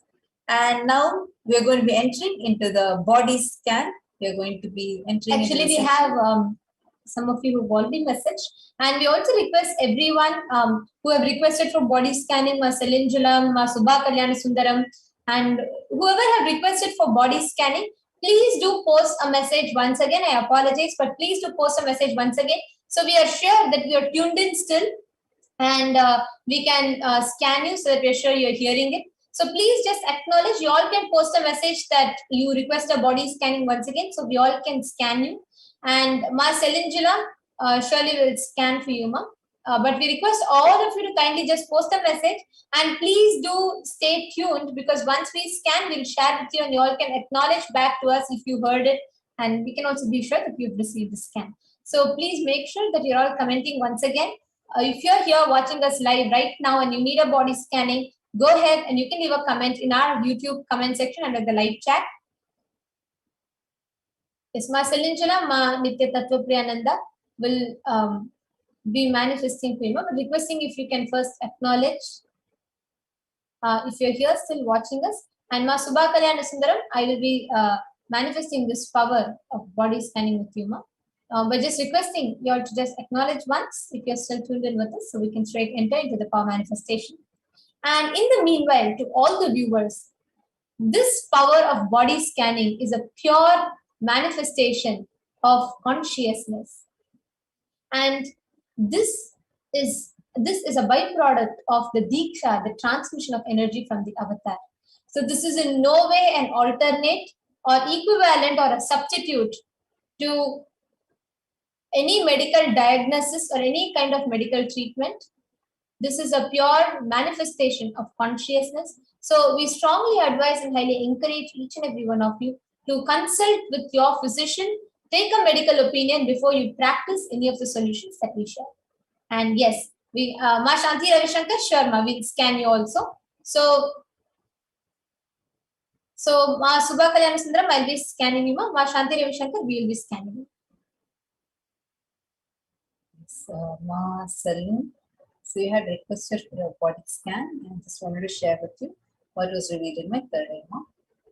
The first thing is you have gluten intolerance, meaning anything that has gluten in it, even including wheat. Such products will immediately affect your system. The digestion, you'll have some allergic reactions in your stomach, and like your stomach is very sensitive. It might even react as bloating. It might react as having problems like constipation or loose motion, any such type. So you'll have gluten intolerance. That's the first thing that came out. And the second thing that came is you have, I'm not sure, but the exact word was celiac disease. So this is starting inside you, and your right knee's fluid, which is supposed to be there, has also started reducing, which is why you will have a lot of knee pain, and you will feel like a slight clicking sound happening in the on the right knee. But there's a celiac disease. That's what is a word I actually saw, and that the problem is there in you, but it is not to a very obvious way. But if you actually test for it, you will actually find it. And you have gluten intolerance, and that's the reason you will have slight bloating, and you're also weak. There's a lot of weakness that is happening in your system. And I'm also seeing some iron deficiency that's there, and which is causing the like feeling of exhausted feeling that is happening inside the system. And that emotional imbalance that you go through is also because of the iron deficiency. So this is what I was able to see. So you can just let me know if you were able to relate to the scan. Ma Salinjula, please you can back with us. And Ma Shubhama, what exactly I saw for you was, the first thing that I saw is right now your body is going through an hormonal change. So some things are settling in your body, and if you see, Ma, there'll be a lot, suddenly you will just feel like energy loss and you'll feel a low. Actually, right now, physically also you are going through some issues, but you're also going through a very low feeling inside you. Inside you, there's something that you feel is like, it's not, you feel very down and you feel very low about yourself, and you're just feeling low generally also. And main thing that I saw, Ma, in the very recent past, there's been lot, like coughing is one, but dry coughing is something in particular that I saw. And I saw not just phlegm, but the your breathing pipe, which connects to that lung area, and that breathing pipe, there's a slight inflammation there. That's why many times your cough will be dry, because of the irritation. The inflammation causes certain kind of let's say like a swelling, not exactly a swelling, but something like a swelling. So because of that inflammation, it's like if this is your windpipe, something is starting to form on top of, right, that inflammation. So because of that, the intake of oxygen into your system is dropping down. This bothers you a lot. So you'll think it's like phlegm. Phlegm is also there, but that alone is not it. So many times what you do, even if you try doing it, it aggravates you and it makes you cough. So you cough, but that cough is adding more to that inflammation that is there, especially on the right side of your breathing pipe. That's where I specifically saw. So that's one thing that I saw. And frequent headaches, tiredness in the eye region, physically body feeling tired. And if you see hip and down, from the hip towards your leg, you will feel that there's a lot of pain in your muscles and nerve, not in the bones, but in the muscles inside. You just feel like, the nerve is very weak or muscles are weak. And all of this is a reaction to the hormonal changes your body is going through right now. Even you feeling down, it's all directly because of the hormonal changes. If you see the lower spine, you will experience some kind of a pain. And that also is starting, that density of lower spine, it is thinning a little bit down in the lower, in the base of your spine. And on top in your neck region. So this is what mainly I saw. Ma Subha Kalyani Sundaram, you can let me know if you were able to relate to it. And I also saw the solution for it, Ma. Make sure you drink every day if you have fresh tulsi leaves. Put that, jeera, and a little bit ginger. Ginger should not be too much, just little bit ginger, and boil it and consume that. You will see a lot of healing which will happen in your throat. Every morning, in empty stomach, consume that, and don't have anything for the at least next 45 minutes to 1 hour. Just keep drinking that warm water in the morning. And also, another thing that I saw is, do yoga. Slight stretches, at least for 10-15 minutes, at least every day. Do a stretch, like very relaxed stretches, so that your muscles in your body adjust, and everything else is just hormonal. So do not worry, Swamiji is taking care of you. And I also saw that your feeling connection with Swamiji is very strong and deep. So Swamiji is taking care of you, and Swamiji will protect you. But just watch lot of powerful cognitions, satsangs, and keep chewing those thought currents in you. You will see this whole impact. Your body is going through a particular change right now. You will be settled and grounded throughout this without the impact, just with the strength of the powerful cognitions. So this is what I saw. And Ma Subha Kalyani Sundaram, you can get back to me if you're able to relate to it. And yes, Ma Shanti Ravi Shankar, you have asked for a scan. No? I'll be doing the body scanning for you. Rajwinder Kaur has messaged, I am in the Nirahara Samyaha December 2021 batch and drinking liquids. I normally don't eat much anyway, so this is a very easy for me. However, anytime I mistakenly have something cold, I get very sick.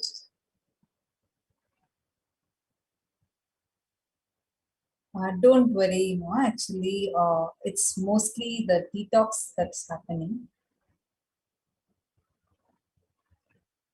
The detox is what is happening in your system. Nirahara is a very, very, very powerful one, and just detoxes you and balances your system. I drank cold juice not knowing it was cold. Even once it makes me sick for a week. I can never have anything too cold ever. Don't worry, Ma. Actually, just do this Nirahara Samyaha. Just continue what you're doing. In a few days, the whole system would get so much of balance inside, and your whole metabolism will get so high, as well as the Vata, Pitta, and Kapha will get balanced inside your system. So don't worry, just continue, go with the process. It's just a detoxification that's happening. Shanti Ma Shanti Ravi Shankar. No, I can see Ma Subha Kalyani Sundaram has posted a message. Ma Shubhama, if you can just type also and just acknowledge, that will also be helpful. If you could just type in the comment section if you were able to relate to everything, if you understood and if you received it, that will also be helpful. And Ma Shanti Ravi Shankar, what I saw for you, Ma, mainly is right now the uterus lining, the uterus bag itself, it's coming a little, there's I'm not saying directly uterus, but I'm saying like a thin layer below it, some like a very thin lining kind of a thing, and that's becoming a little loose. It's coming, and that's why if you see the lower part of your abdomen, you will have a swelling always. There's certain water retention there, and that part I did not see directly uterus actually. I saw something just below that. There's a lining, and that is starting to become heavy, and that's starting to swell. That is one thing. And if you see, you will have a lot of, many times you will gasp for breath, even normally, even if you're sitting or standing, even if you have to talk, you will not continuously be able to talk. You will have to gasp. In between, you'll have to, like that, you'll have to take the breaths, like shortness of a breath. That happens very frequently for you. And there is oral issues. Now you have some issues with in your mouth, where the gum line is receding and there is stains. I saw that. You will see, if you in your teeth, if you notice, you will see slight brownish kind of stain starting to form in your teeth, especially in the front teeth, and I also saw in the bottom teeth. So that slight brown marks will form, and you'll feel a lot of bitterness in your teeth. This is one main thing that I saw. And I also saw this is because of indigestion caused by your liver not functioning properly. Your liver is not being 100% healthy and functioning properly. And iron content in your body is low.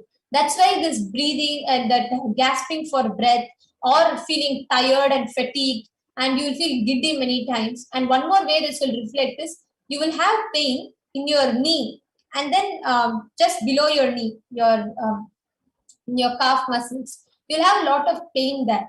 And if you see, that will impact even your body weight, everything. This is what mainly I saw. And also I saw that there is some insecurity that you're going through. This is another thing that Swamiji revealed in my third eye. There is some kind of an insecurity that you're going through. So these are the things that I saw. Ma Shanti Ravi Shankar, please do let me know. And one particular thing that I saw is, though there were some situations which put incompletions in you, because you held on to Guru, because of that powerful cognition, because of the right powerful inner space, you will see automatically your system will heal itself. Just for your teeth, I saw you have to use charcoal and haritaki and the pink salt. Just mix it and brush your teeth every day with it. After you brush your teeth, normally brush your teeth with this, and make sure you take neem juice every morning, and do a lot of detoxing, and also do a lot of exercise. These are the main things that I saw. So Ma Shanti Ravi Shankar, please do get back to me as well if you are able to relate to it.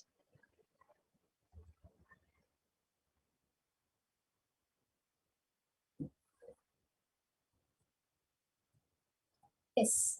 So this brings us all to a conclusion of this session, and I request Ma Subha Kalyana Sundaram and Ma Shanti Ravi Shankar to kindly get back to us in the comment section if you heard it, if it reached you, and if you're able to relate to it. So thank you all. Thank you for tuning in with us. And I'm seeing a comment from Murali Krishna. Sorry, tomorrow we can should we do this coming? Every day we are having around this time. Sorry, because it's already beyond the time.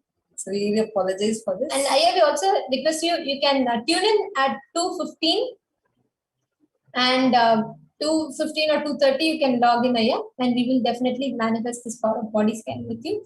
And Ma Shanti Ravi Shankar has commented saying, yes, Ma, I have breathing problem and my ankle is also having problem. Thank you for letting us know, Ma. And also, please make sure you apply all the solutions that Swamiji had revealed through the third eye for you. And please do let us know. But do not worry, Ma, Swamiji will take care. So now, with this, we come to the conclusion of this segment, and we are going to move to the next segment after a short break.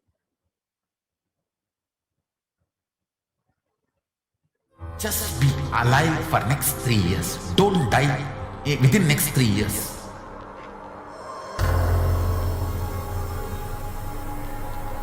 Just don't die within next 3 years. be alive, somehow be alive.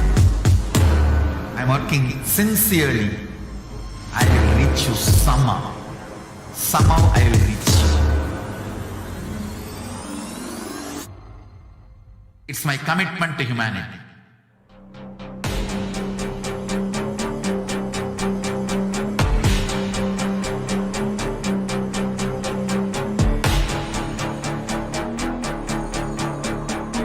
Just don't die within the next 3 years. I will reach you wherever you are, whichever corner of the world you may be. I will reach you with enlightenment. You manifesting the space, state, powers, being, Paramashivam. It is possible, and it is possible for you.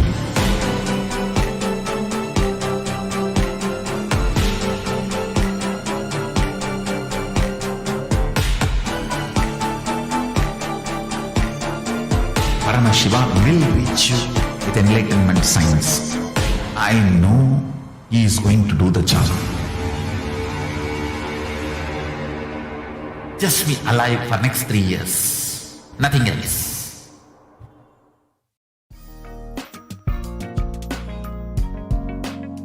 We get you health. We get you ability to build beautiful relationships in your life. We get you direct spiritual support, and we make sure you become wealthy.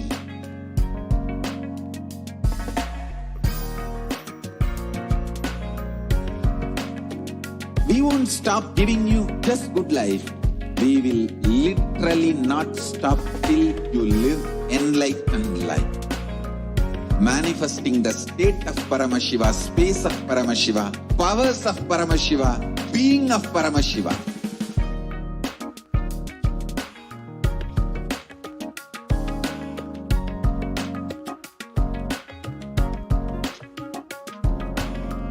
Whole world should become Kailasians. I want the whole world to know Hindus have something great to contribute to the world.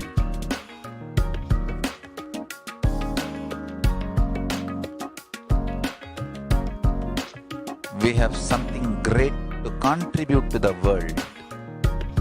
Let us do that.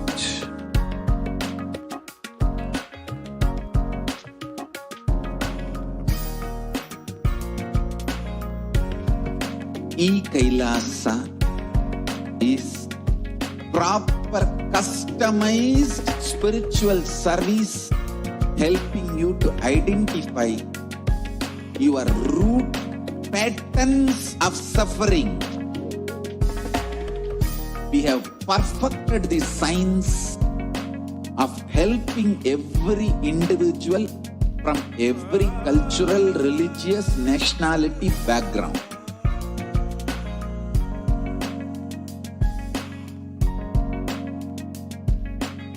You will have lowest reactionary assumptions, highest awakened response, alive response for life continuously.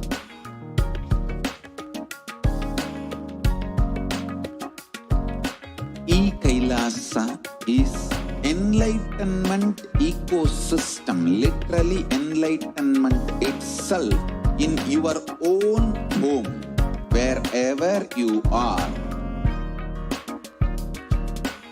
Proper customized spiritual service helping you to complete with your life negativity, withdrawal from life, self-hatred, self-denial, self-doubt, so much of tiredness, laziness.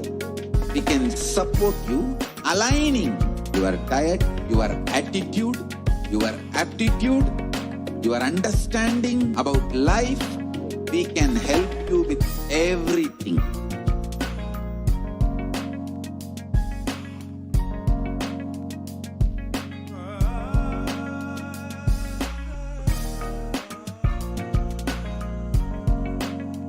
If you are interested in enlightenment, we will immediately bring this to you. If you are not interested, We will explain the whole science, inspire you and make you interested in enlightenment science. We need to cater this enlightenment science to the whole world wherever they are.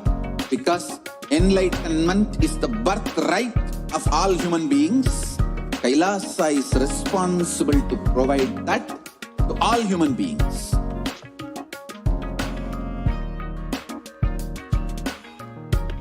Kailasa is the totality of the knowledge I received from my gurus and practice manifested in my life, perfected by teaching millions of people from all cultures, time zones, backgrounds, genders, nationality, race, from every creed.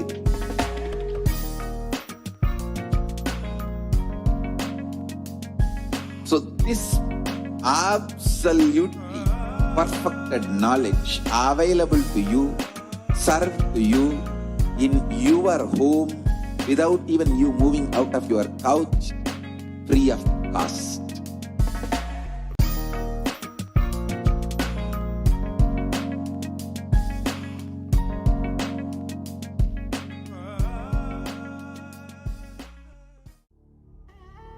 What I mean by the word e-Kailasa, listen intensely. Enlightenment ecosystem, literally enlightenment itself, in your own home, wherever you are. If you cannot come to Kailasa, it's okay. Kailasa can come to you. Kailasa coming to you is e-Kailasa.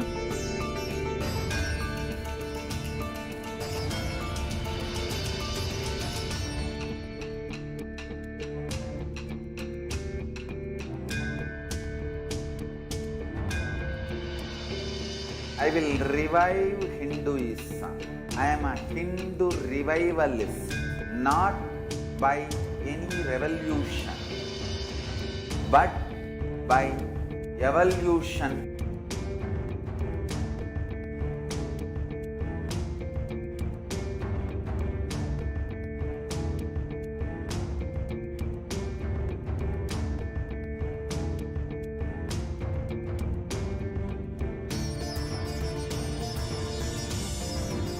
And setting model communities.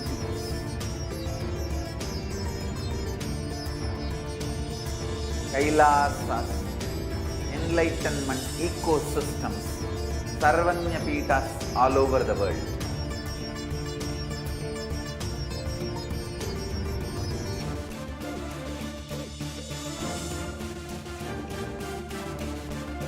All powerful cognitions, knowledge, only when you live, power manifestation and possibilities manifestation happens. This is a fundamental truth.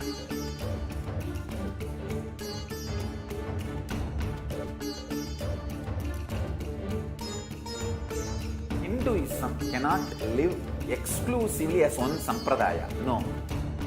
All sampradayas of Hinduism is an ecosystem.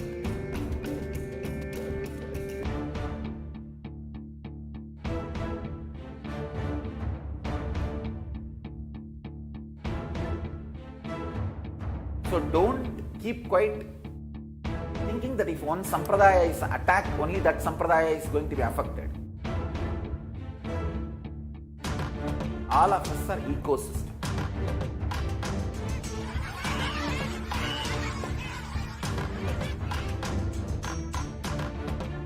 I invite all of you to get involved and enjoy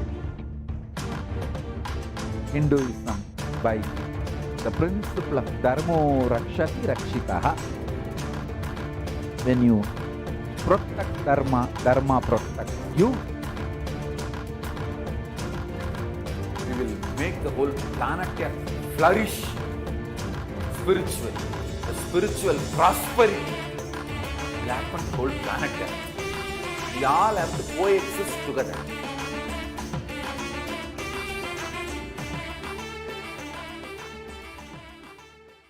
Just be alive for next 3 years. Don't die within next 3 years.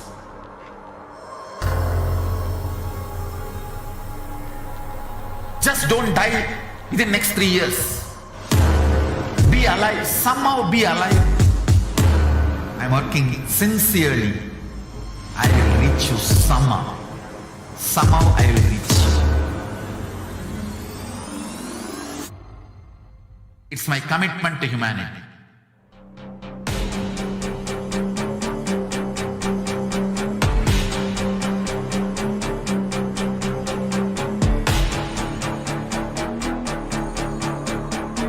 Just don't die within next 3 years. I will reach you wherever you are, whichever corner of the world you may be. I will reach you with enlightenment. You manifesting the space, state, powers, being Paramashivam. It is possible, and it is possible for you.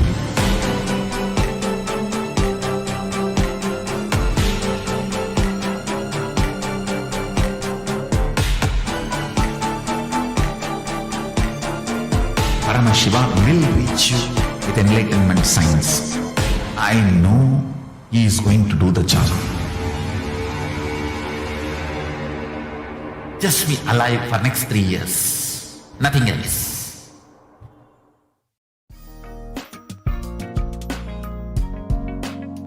We get you health. We get you ability to build beautiful relationships in your life. We get you direct spiritual support, and we make sure you become wealthy.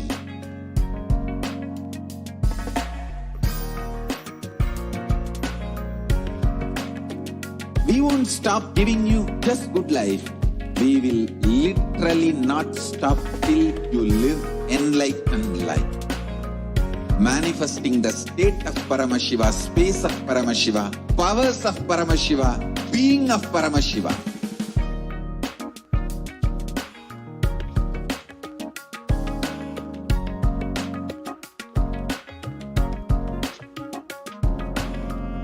Whole world should become Kailasians. I want the whole world to know Hindus have something great to contribute to the world.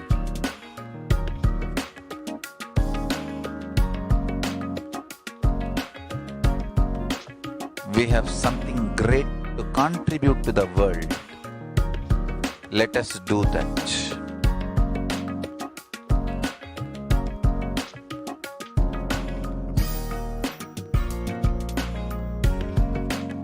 Kailasa is proper customized spiritual service helping you to identify your root patterns of suffering.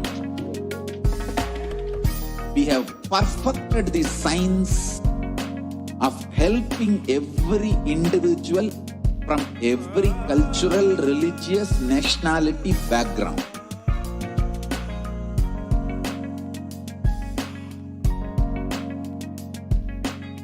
You will have lowest reactionary assumptions, highest awakened response, alive response for life continuously.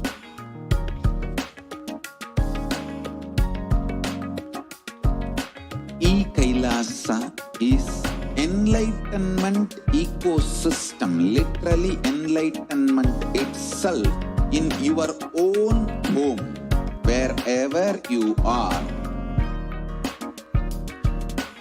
Proper customized spiritual service helping you to complete with your life negativity.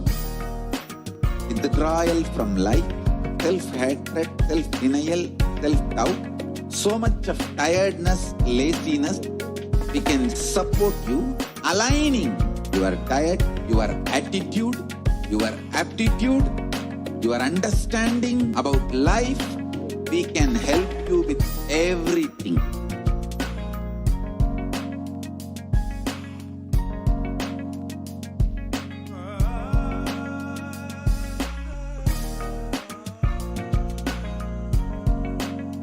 If you are interested in enlightenment, we will immediately bring this to you.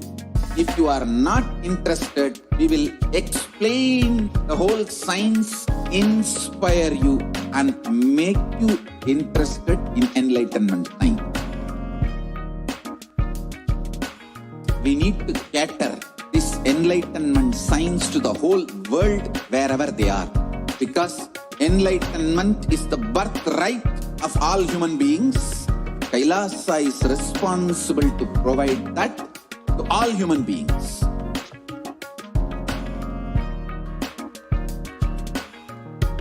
Kailasa is the totality of the knowledge I received from my gurus and practice manifested in my life, perfected by teaching millions of people from all cultures, time zones, backgrounds, genders, nationality, race, from every creed.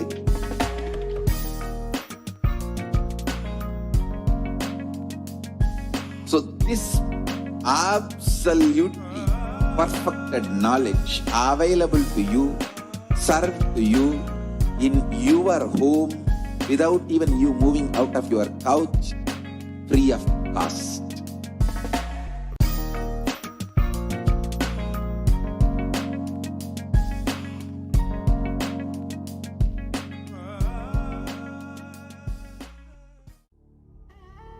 What I mean by the word e-Kailasa, listen intensely.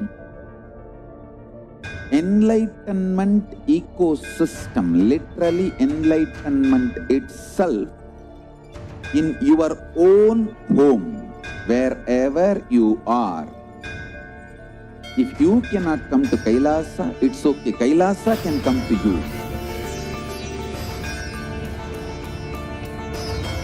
Kailasa coming to you is e-Kailasa.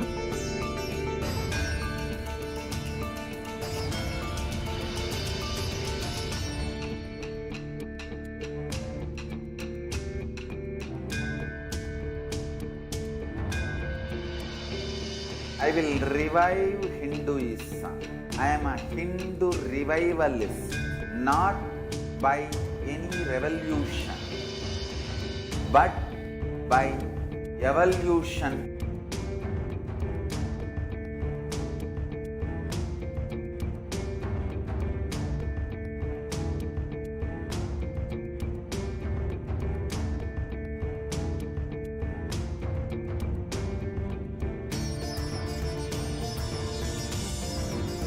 And setting model communities.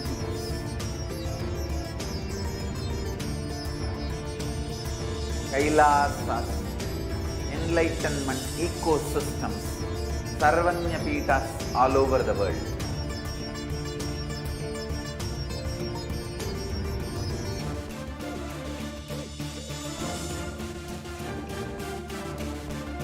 All powerful cognition, knowledge, only when you live, power manifestation and possibilities manifestation happens. It's a fundamental truth.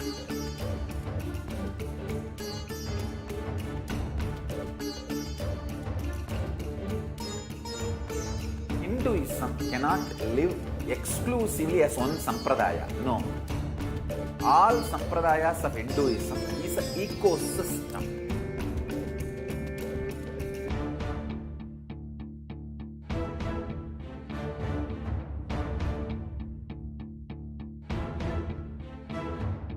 So don't keep quiet thinking that if one sampradaya is attacked, only that sampradaya is going to be affected. All of us are ecosystem.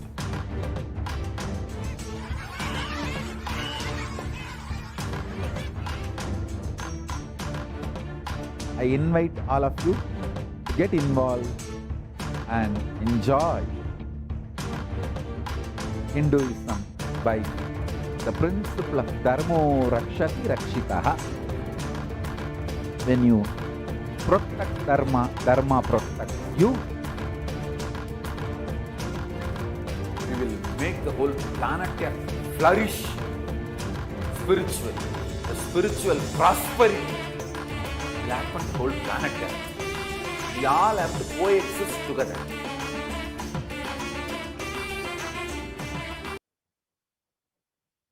Yes. Welcome back to all the viewers, and I hope that each and every one of you was able to receive the body scanning if you wanted, and you were able to find a spiritual solution from the third eye through the Nityananda Gurukul Balasans. Now, we're going to be entering into the Parashakti Akashic reading program for today. Let us begin with the Dhyana Shlokas for Devi Parashakti.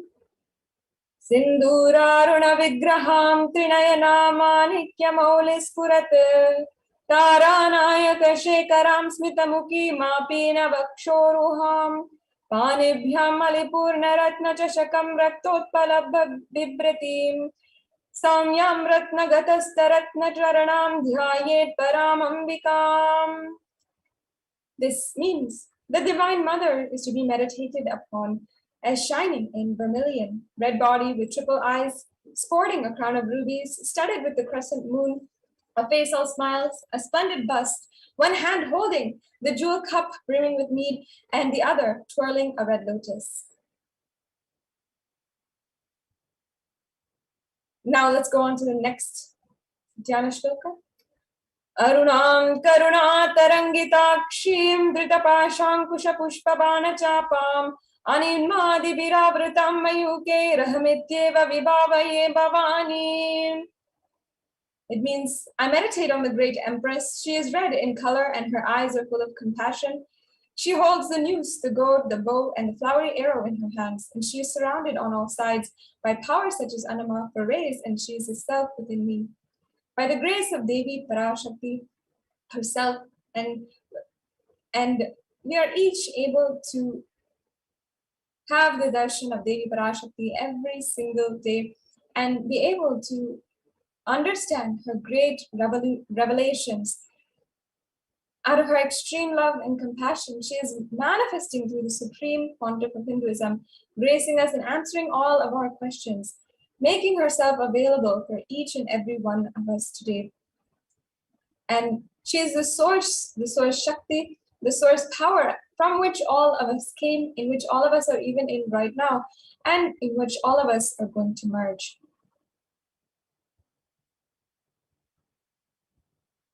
Out of her extreme love and compassion, Parashakti herself is manifesting through the embodied form as the Nijavatara, gracing us, answering all of our questions, attending to our prayers, giving boons, healing us, revealing our past, present, and future, and delivering profound spiritual truths, and ultimately giving us the experience of Paramashivam itself.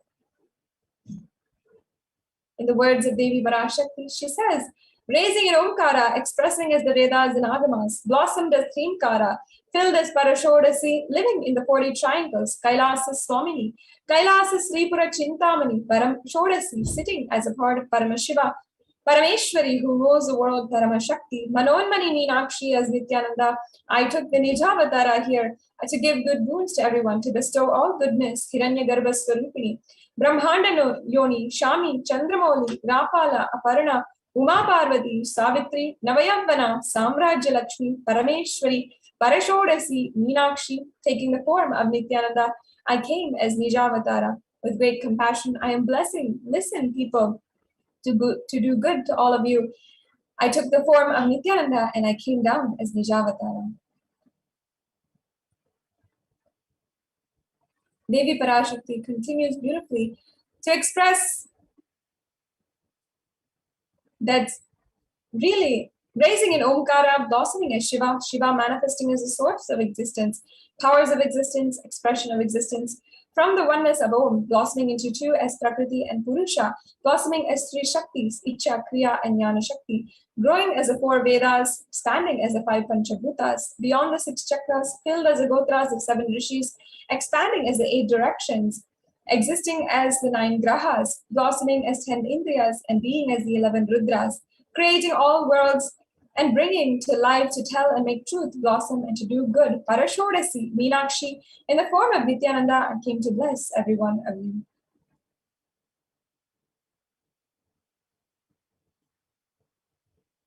Now, how can we receive Devi Parashakti? Literally, in that moment, you are seeing Devi Parashakti, Paramashiva and Parashakti.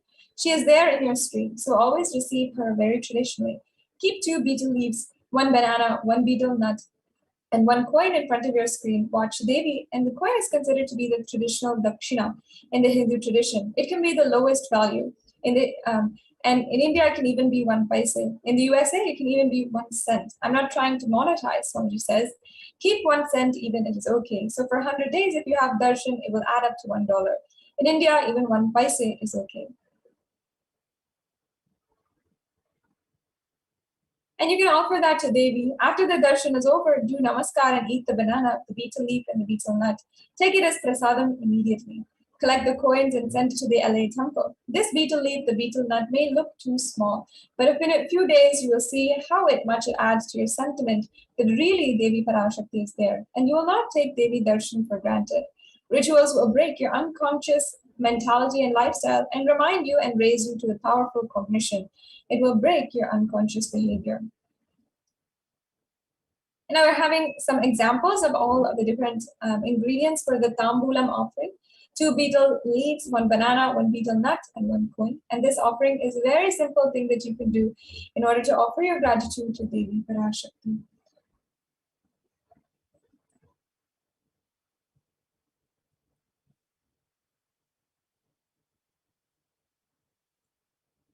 Especially today is a beautiful day to offer our gratitude. You can offer also in the YouTube super chat. For all the viewers who are watching, you are members of our YouTube channel. I invite each and every one of you to become a part of the revival today. You can offer how much ever you want and how much ever you would like to donate, whatever is comfortable for you, and you can be a part of the revival that Swamiji is doing. Just now, we had witnessed the power demonstration where people had literally body scanned. People were able to even relate back, comment back, and verify what the Balasans had said, relate to it. And so many people were able to have such a beautiful should have a beautiful transformation. You can become a part of this revival today. And just by offering how much ever you want out of your complete gratitude, especially today, the day where the Supreme Pontiff of Hinduism has literally brought the untold story of the Hindu Holocaust and the persecution against Hindus happening all over the world to the international forum. We can offer our gratitude. We can become a part of this great revival. What the Supreme Pontiff of Hinduism is doing to revive the nation of Kailasa. And I invite each and every one of you to comment also if you'd like to. This news, the news that the Kailasa nation has represented millions, billions of Hindus in the UN forum is spreading now all over social media platforms. You can go ahead and share it on the on all of your various platforms, and make sure that even you are sharing it with your family and friends. Make sure you're sharing it in WhatsApp in different places as well. And of course, how you're feeling. What is your reaction to this? I'd love to see your comments and how you are reacting to this. What is your? I'm sure so many people are just bubbling with excitement right now. And I know all over the world, people are able to literally are just jumping with joy, celebrating across Kailasas. So many of us are able to, so many of us are just so filled with joy right now to hear the news and see literally Kailasa nation representing all of us Hindus in the UN.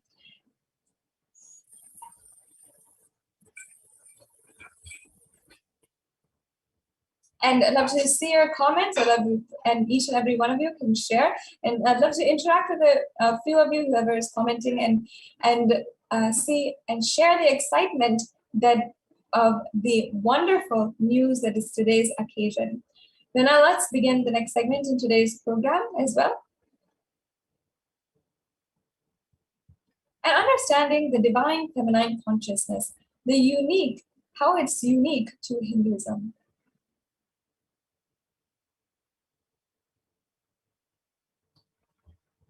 The unique contribution to the spiritual consciousness from the Vedic tradition is the sacred feminine worship. Even if everything from the Vedic tradition is lost, then just if the sacred feminine tradition is there, then the whole thing can be revived, because the feminine worship is the seed. And Hinduism has at least 10,000 sampradayas. If all Hindu sampradayas are lost for some reason, and only this one sampradaya, the Devi worship, remains, the whole thing can be brought back, because the whole thing is centered on this one, mother worship. Mother worship carries the blueprint, the hologram of the whole Vedic tradition. And that sacred feminine worship is the hologram of the Vedic tradition. There's no enlightened being on planet Earth without worshiping the sacred feminine, including me, including Swamiji himself. I am basically a Shakta. This is a direct quote from the Supreme Pontiff of Hinduism. I myself followed Devi worship. From the beginning, if you see my biography and all the deities I carved and the darshan I had, all the mother-based things, Devi-based. And Sri Ramakrishna Paramahamsa, a great avatar who lived from 1836 to 1886, says that Shiva is Brahman, but Devi has to key to reach Brahman, and unless she opens, nobody can reach. Very beautifully, he describes a house scene that even though the husband is the owner, the key to the house will be on the hip of the mother. Either you have to fall at the feet of the mother, or these small sons of the mother, only they can touch that place, the hip of the mother, and remove the key. Nobody else can touch. So either surrender to the mother or people who are closer to the mother to reach.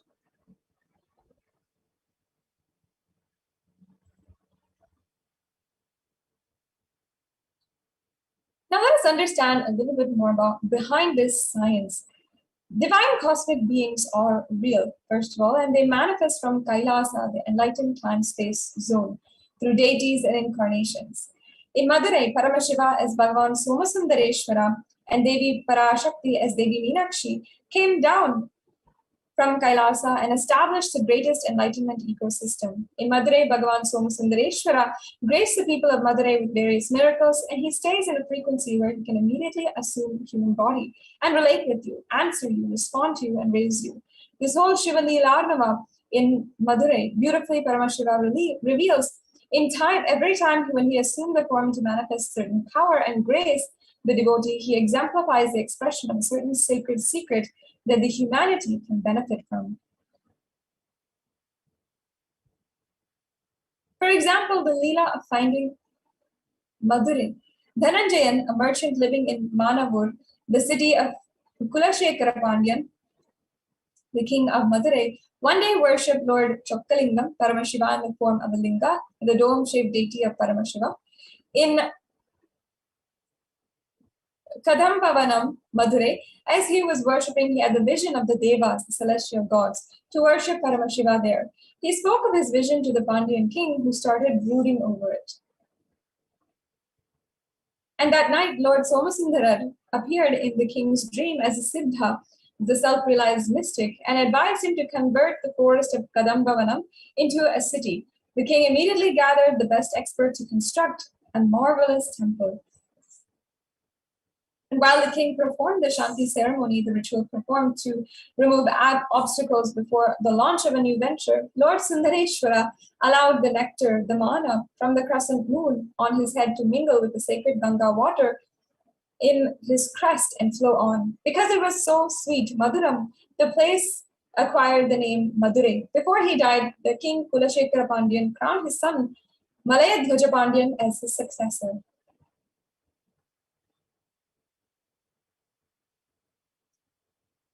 And Paramashiva tests the strength and will persistence of devotees. Paramashiva tests only the tyaga of the real devotee. Before you connect a house or a gadget with electricity, you check the capacity with the wire to see if the medium is capable of transmitting this huge electricity. Else it will get burned. So before Paramashiva transmits powers, he tests your capacity of tyaga, because only then you will be able to receive it. The core principles of Sanatana Hindu Dharma, tyaga, vairagya, shakti, are demonstrated by the 63 Nayanmars of Shaivism. Paramashiva came down and graced the lives of Nayanmars and liberated them with living enlightenment.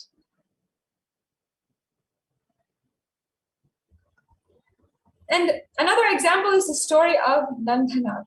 Nandanar belonged to the Adhanur in the Chola kingdom, and presently Adhanur is located in Tanjavur in the Indian state of Tamil Nadu.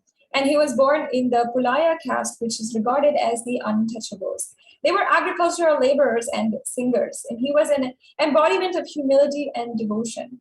Paramashiva was his sole refuge. He would often visit the holy pilgrimage and supplied leather drums and such other musical instruments for the temples.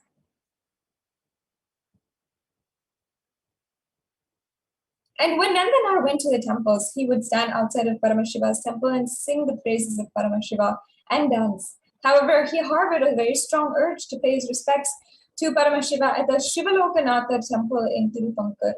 He went to Tirupankar and stood in front of the temple.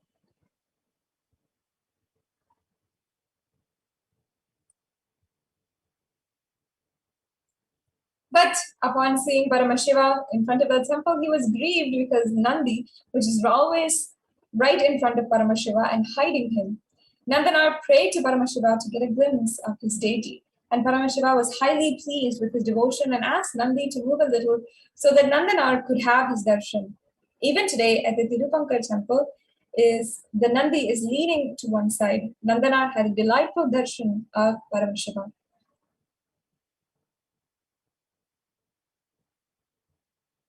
And that day, Nandanar cleaned up the surroundings of the temple and dug a pond which served as a temple tank in honor of Paramashiva. He circumambulated the shrine and returned to Adhanur. Nandanar visited many temples of Paramashiva and served God. Once he longed to visit the temple of Tillai Nataraja in Chidambaram, which enshrines Paramashiva as Nataraja, the Lord of Dance.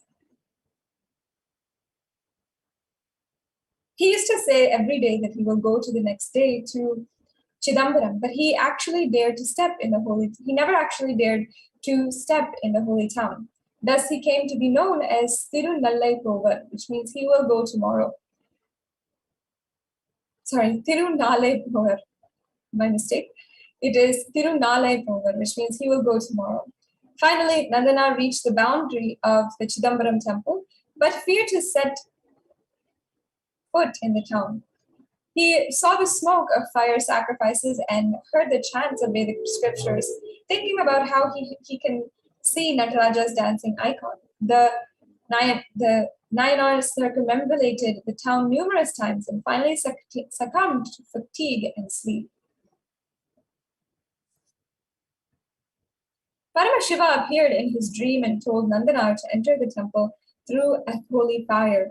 The god also informed the Brahmin priests of Chidambaram to prepare a pyre. Next day, the Brahmins approached Nandanar as per the divine order.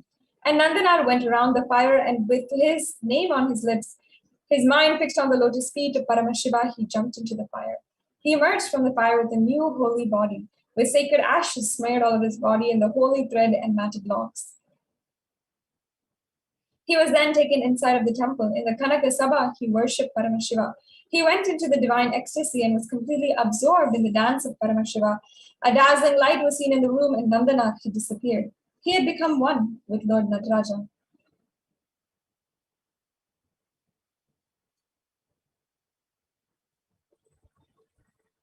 Yes, and these beautiful stories of Nandanar and all the 63 Nayanmars are examples of devotion, of absolute tyaga to Paramashiva, dropping everything and surrendering to Paramashiva.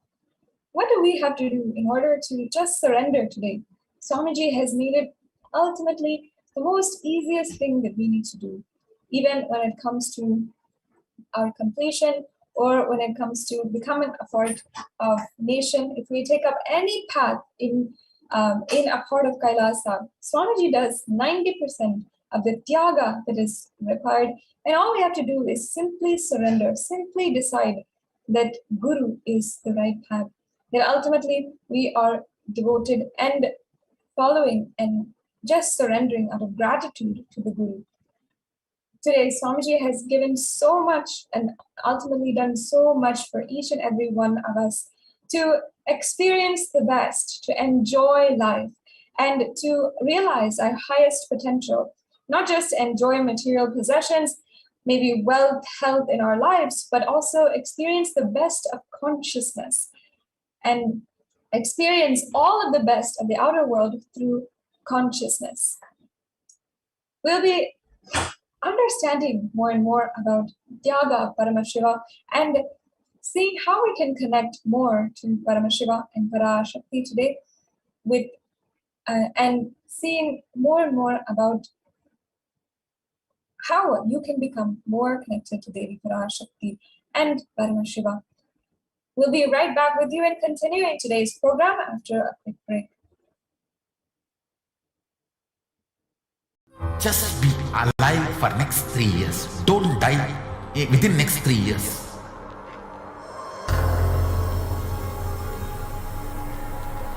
Just don't die within next 3 years. Be alive. Somehow be alive. I'm working sincerely. I will reach you somehow. Somehow I will reach you. It's my commitment to humanity.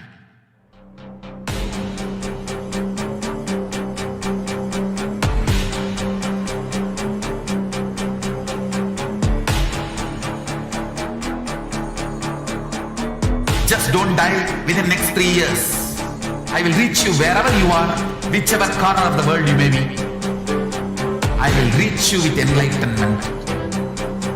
You manifesting the space, state, powers, being Paramashivam. It is possible, and it is possible for you.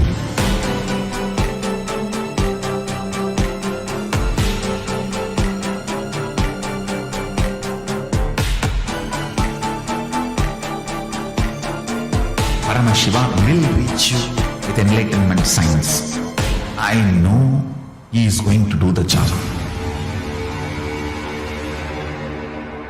Just be alive for next 3 years. Nothing else.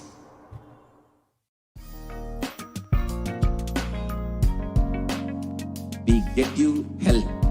We get you ability to build beautiful relationships in your life.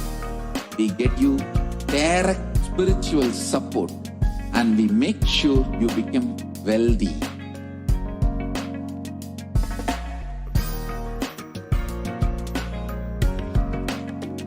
We won't stop giving you just good life. We will literally not stop till you live enlightened life. Manifesting the state of Paramashiva, space of Paramashiva, powers of Paramashiva, being of Paramashiva.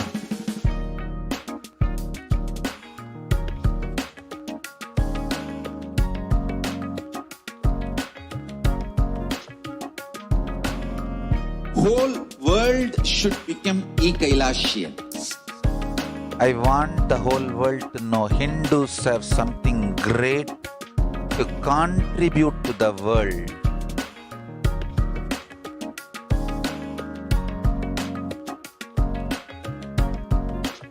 We have something great to contribute to the world. Let us do that.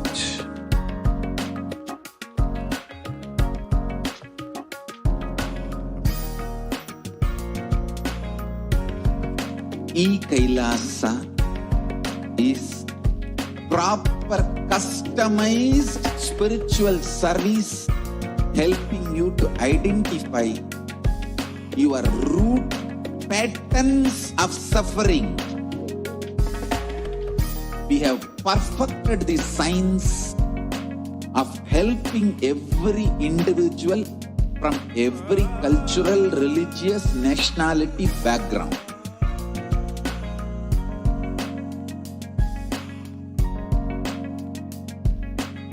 You will have lowest reactionary assumptions, highest awakened response, alive response for life continuously.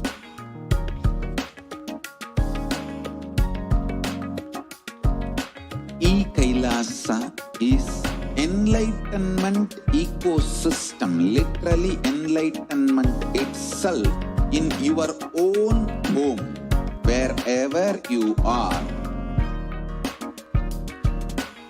Proper customized spiritual service helping you to complete with your life negativity.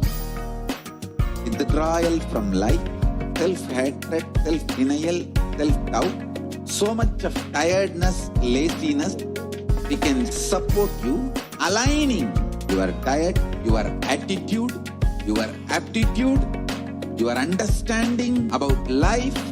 We can help you with everything.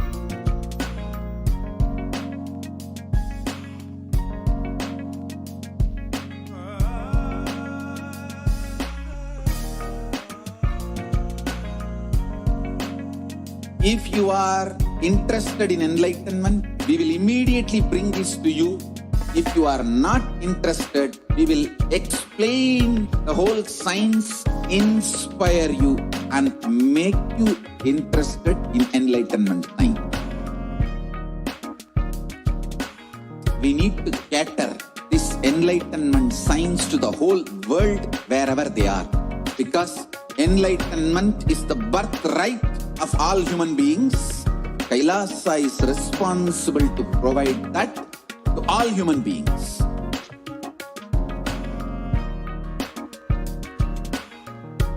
Kailasa is the totality of the knowledge I received from my gurus and practice manifested in my life, perfected by teaching millions of people from all cultures, time zones, backgrounds, genders, nationality, race, from every creed.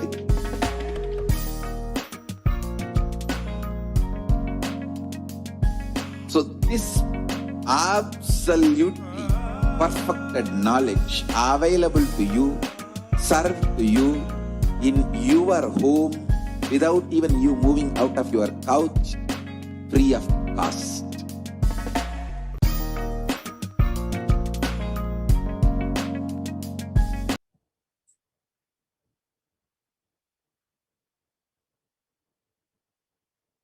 Nithyananda, welcome back to all of the viewers, and we're going to be continuing in today's show and today's program, especially on this very, very celebrative occasion when we across the Kailasas across the world are celebrating the fact that we have made a milestone in our history, representing 2 billion Hindus. And speaking on behalf of the 2 billion Hindus in the 14th session of UN on minority issues. So this was the UN Human Rights Commission Forum on Minority Issues, and this was their 14th session that happened over the span of the 2nd and 3rd December, yesterday and today, and where Kailasa's ambassador, the permanent representative to the UN of Kailasa, spoke on behalf of Kailasa and had given the addresses in order to bring to action a serious attempt to end the Hindu Holocaust and the attacks against the Supreme Pontiff of Hinduism, as well as Hindus all over the world. Today, we're going to be seeing in conjuncture with this amazing news that has happened, let us understand some of the revelations from Devi, from the sacred secret of Hindu birth. This is a wake-up call for all of us Hindus, that what the Supreme Pontiff of Hinduism is doing and what is the state of Hindus today. We, each and every one of us, have to understand this now. We have to stand up now Let's watch what Devi Parashakti had revealed a sacred secret on the 31st of May 2021. நன்றாய் கேட்டுக்கொள். உன் கேள்விக்கு உன்மூலமாய் உலகெங்கும் இருக்கும் இந்துக்கள் எல்லோர்க்கும் அளிக்கின்றேன் உத்திரம். கேட்டு வாழ்ந்தால் உங்கள் வாழ்க்கை பத்திரம். நன்றாய் கேளுங்கள். பிறப்பின் ரகசியத்தை பிறப்பிலா பெருமை உடைய பரமேஸ்வரி சொல்லுகின்றேன் கேளுங்கள். அண்டஜம், யோனிஜம், ஜலஜம், பீஜம் எனும் 4 விதமான பிறவிகளில் 84,000 யோனிகளில் பிறக்கும் பிறப்புகளிலேயே பெருமை வாய்ந்ததும் உத்தமமானதும் மனிதப் பிறவி. அந்த மனிதப் பிறவியிலும் பலமுறை பிறந்து உழன்று அரசியல், பொருளாதாரம், சுகபோகம், தர்மம், அர்த்தம், காமம் எனும் ஆசைகள், துக்கங்கள், அச்சங்கள் அனைத்திலும் அழன்று உழன்று இனி வேண்டாம் இப்பிறவி, வேண்டுவது மோட்சமே என்று முடிவெடுத்தோர்க்கு மட்டுமே ஹிந்து மத யோனிஜம், ஹிந்து பெற்றோர்க்கு பிறந்திடும் சனாதன ஹிந்து தர்ம யோனிஜம், மனித பிறவி உத்தமம், சனாதன ஹிந்து தர்ம மனித பிறவி உத்தமோத்தமம். இந்த உத்தமோத்தம பிறவி எடுத்த எல்லோருக்கும் ஜீவன் முக்த சனாதன ஹிந்து தர்ம மனித பிறவி உத்தமோத்தமம்.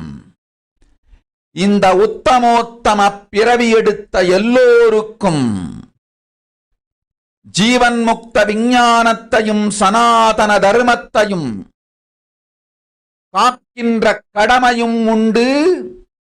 அதனால் வருகின்ற நன்மையெல்லாம் அனுபவிக்கும் உரிமையும் உண்டு. இந்த கடமையை செய்வோம் என்று சத்தியம் செய்ததனால்தான் அந்த உரிமை அளிக்கப்பட்டது.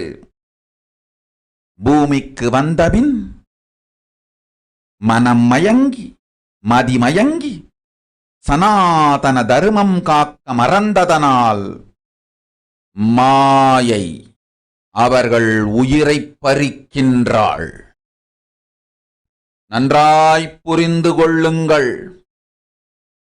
உயிரை கொடுத்தாலும் தர்மத்தை காப்போம் என்று உறுதி எடுத்தவர்க்கே சனாதன ஹிந்து தர்ம யோனிஜம் அளிக்கின்றேன் யான். உடல் பெற்ற பிறகு ஊழிப் பெருவலியால்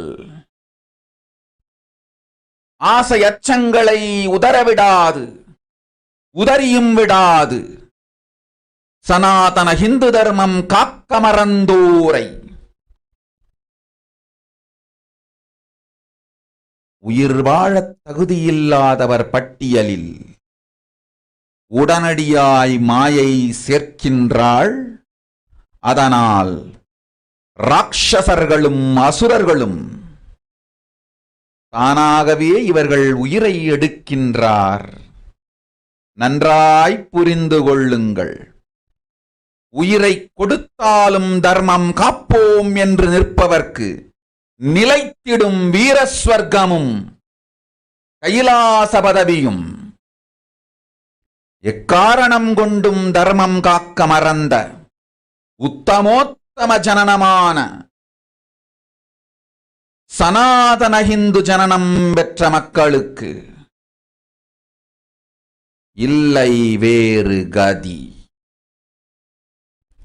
சனாதன ஹிந்து தர்ம மனித ஜனனம் உத்தமோத்தம மனித ஜனனம்.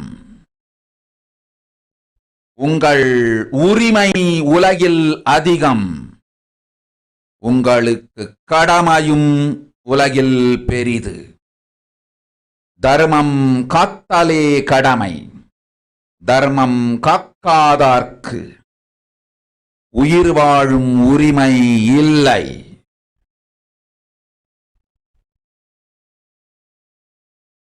நன்றாய் புரிந்து கொள்ளுங்கள்.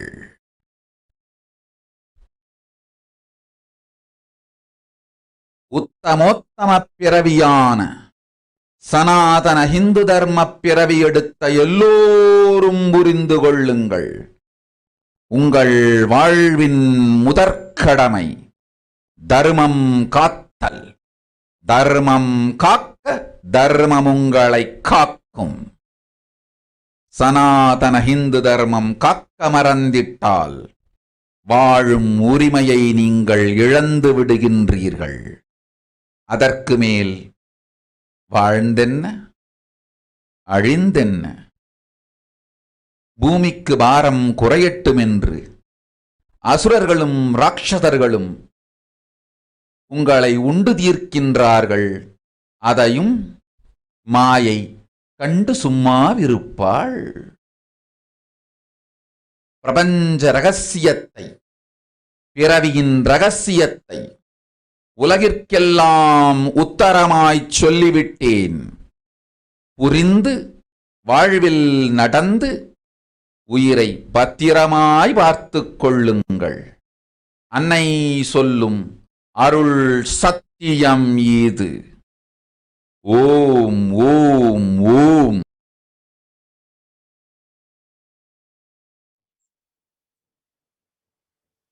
Yes, let's now understand Devi Parashakti's words mapped into English, what Parashakti had said, and this is a message for every Hindu.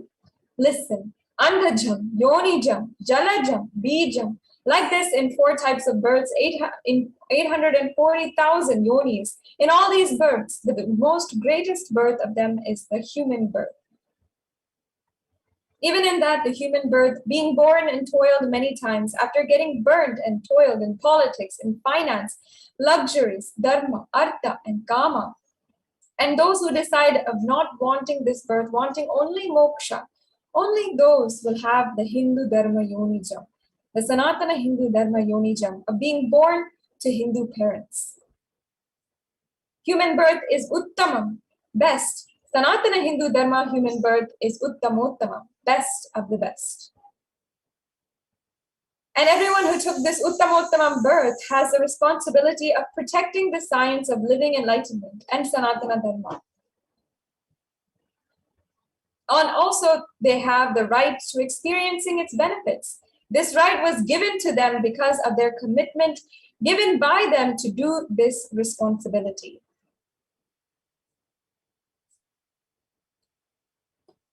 After coming to Bhuloka by getting mentally deluded and forgetting the dharma of protecting Sanatana Dharma, Maya, she is taking away all of their souls.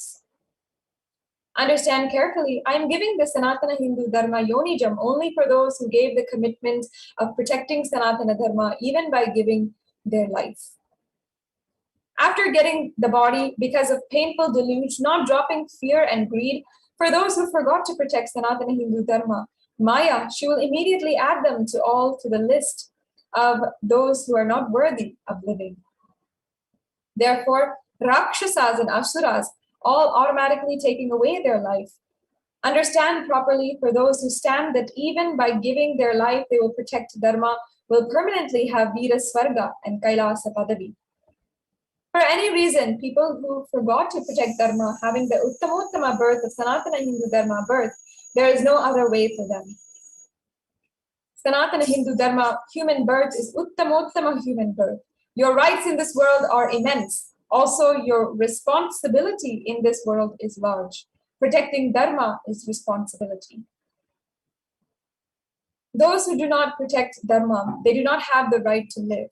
Understand properly. All those who took the Uttamottama birth, which is Sanatana Hindu Dharma birth, all of you understand. The first responsibility of your life is protecting Dharma. If you protect Dharma, Dharma will protect you. If you forget to protect Sanatana Hindu Dharma, you lose the right of living. After that, what bothers whether you live or get destroyed? Asuras and Rakshasas will eat you so that the burden on earth is reduced. Seeing that Maya, she will keep quiet. It is the responsibility of each and every one of us Hindus to come together and build the Hindu nation.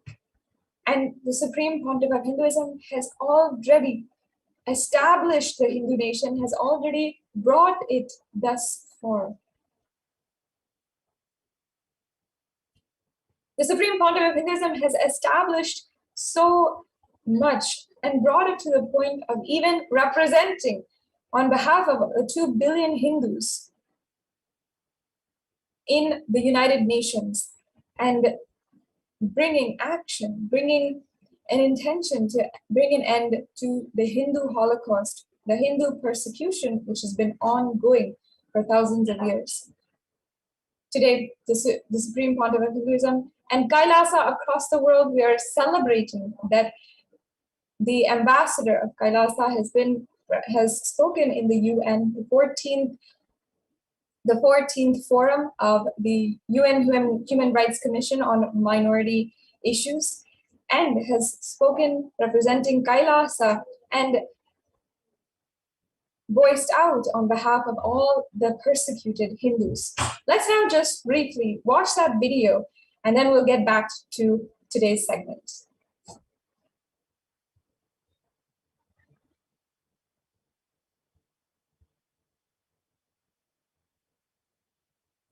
Madam Chairperson, esteemed delegates and colleagues, I represent Kailasa Nation led by Supreme Pontiff of Hinduism, Sri NITHYANANدا Paramashivam, which speaks on behalf of 2 billion Hindus around the world who do not have a voice representing them in these international forums. I want to specifically bring to light the attack on minority Hindu traditions. Hinduism, as people know, is not a single monolithic religion, but it's made up of thousands of unique enlightenment ecosystems, which are called sampradayas. In recent times, many Hindu gurus, Hindu minority traditions, and temples have come under attack by majority ideologies, and a large number of traditions have virtually disappeared. There has been no recognition of the attacks by international human rights groups, as in these cases, it is difficult for outsiders to distinguish the attackers from the attacked. For the past 10 years, the Kailasa Nation and SPH Sri NITHYANANDA Paramashivam have been attacked and silenced in India as a religious minority, as a linguistic minority, and because extremist elements are opposed to Kailasa's stance when it comes to the rights of women, including marginalized Dalit women and the rights of members of the LGBTQ and transgendered communities. In 2019, Kailasa approached the OHCHR presenting the case of persecution, and when this document reached the Indian media, a very well-funded defamation campaign was started by news sources which were supportive of the Union government, alleging treason and sedition on part of the Kailasa Nation. A number of false cases were subsequently registered against Kailasa leaders, and one of our university campuses for women in the state of Gujarat was razed to the ground in a matter of days by mobs along with the local government. Kailasa has since submitted a number of reports on the persecution to various forums available within the UN, but not much action has been taken. In June 2021, Kailasa made a submission on the attacks of ASMT women in the session by the UN Committee on Elimination of Discrimination Against Women on the rights of indigenous women, and further submitted reports how to end femicide and on gender justice. Later in September, Kailasa's report on media disinformation in India, which is a big problem, was accepted by the Special Rapporteur for the right to freedom of opinion and expression.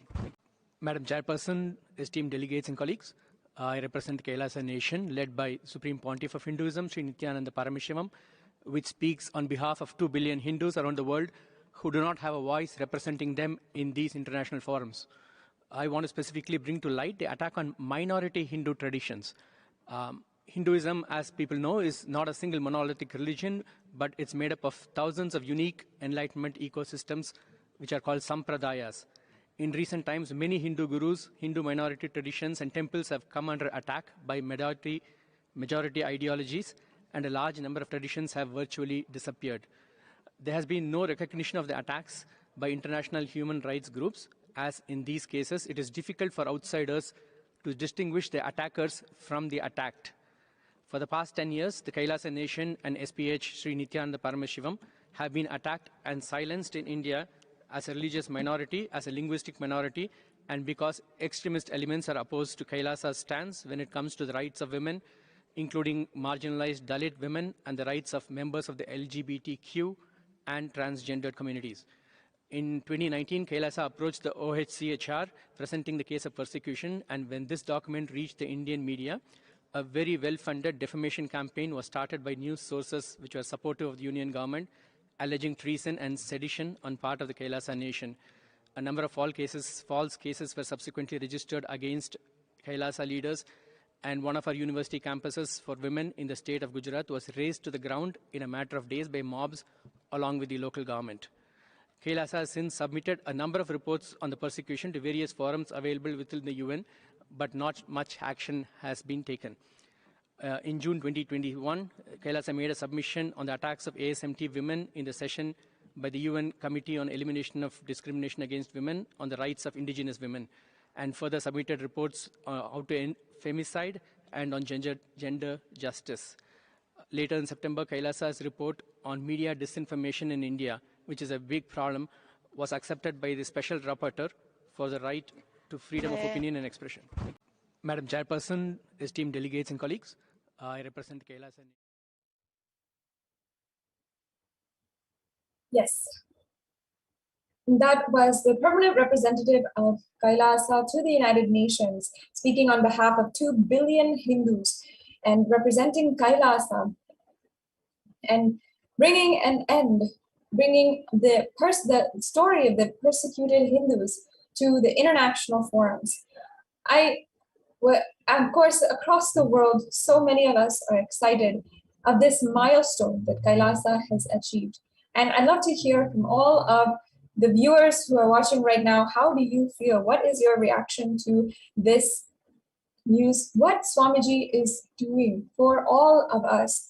He has literally given us the entire route. He has made the nation happen. His literally Kailasa has happened for all of us to enjoy and protected each and every one of us, protected our right for religion, our right to live a higher living, and our right ultimately for enlightenment itself. And across the world, Kailasas across the world, so many people, we're just so happy that this has happened. Not only that, but knowing that Kailasa as a nation will get more and more recognition, and ultimately more and more Sanatana Hindu Dharma will be protected and continuously be able to contribute to the world, continue the mission of the Supreme Pontiff of Hinduism and uplift the whole humanity, which is ultimately to protect the Hindu nation and to revive the Hindu nation. Why this is, what's the background behind it, is what we're going to be going over in this segment. I'd love to see more and more of your comments, and so many of you have been able to participate in today's program. Sri Shanti Ramashankarji and Rajvinder Kaur, Jayakumar Sundarmurthy Aya.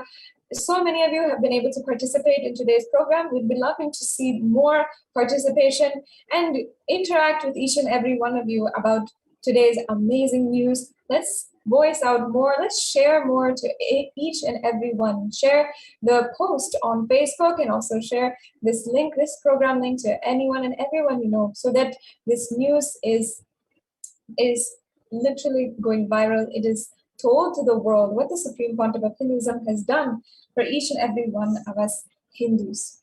Hinduism represents the world's most ancient yet progressive indigenous spiritual tradition. It is an open framework model of civilization that stands for global peace, vegetarianism, non-violence, yoga, worship of nature, temple-based living, manifesting spiritual powers, and inherent divinity of every being.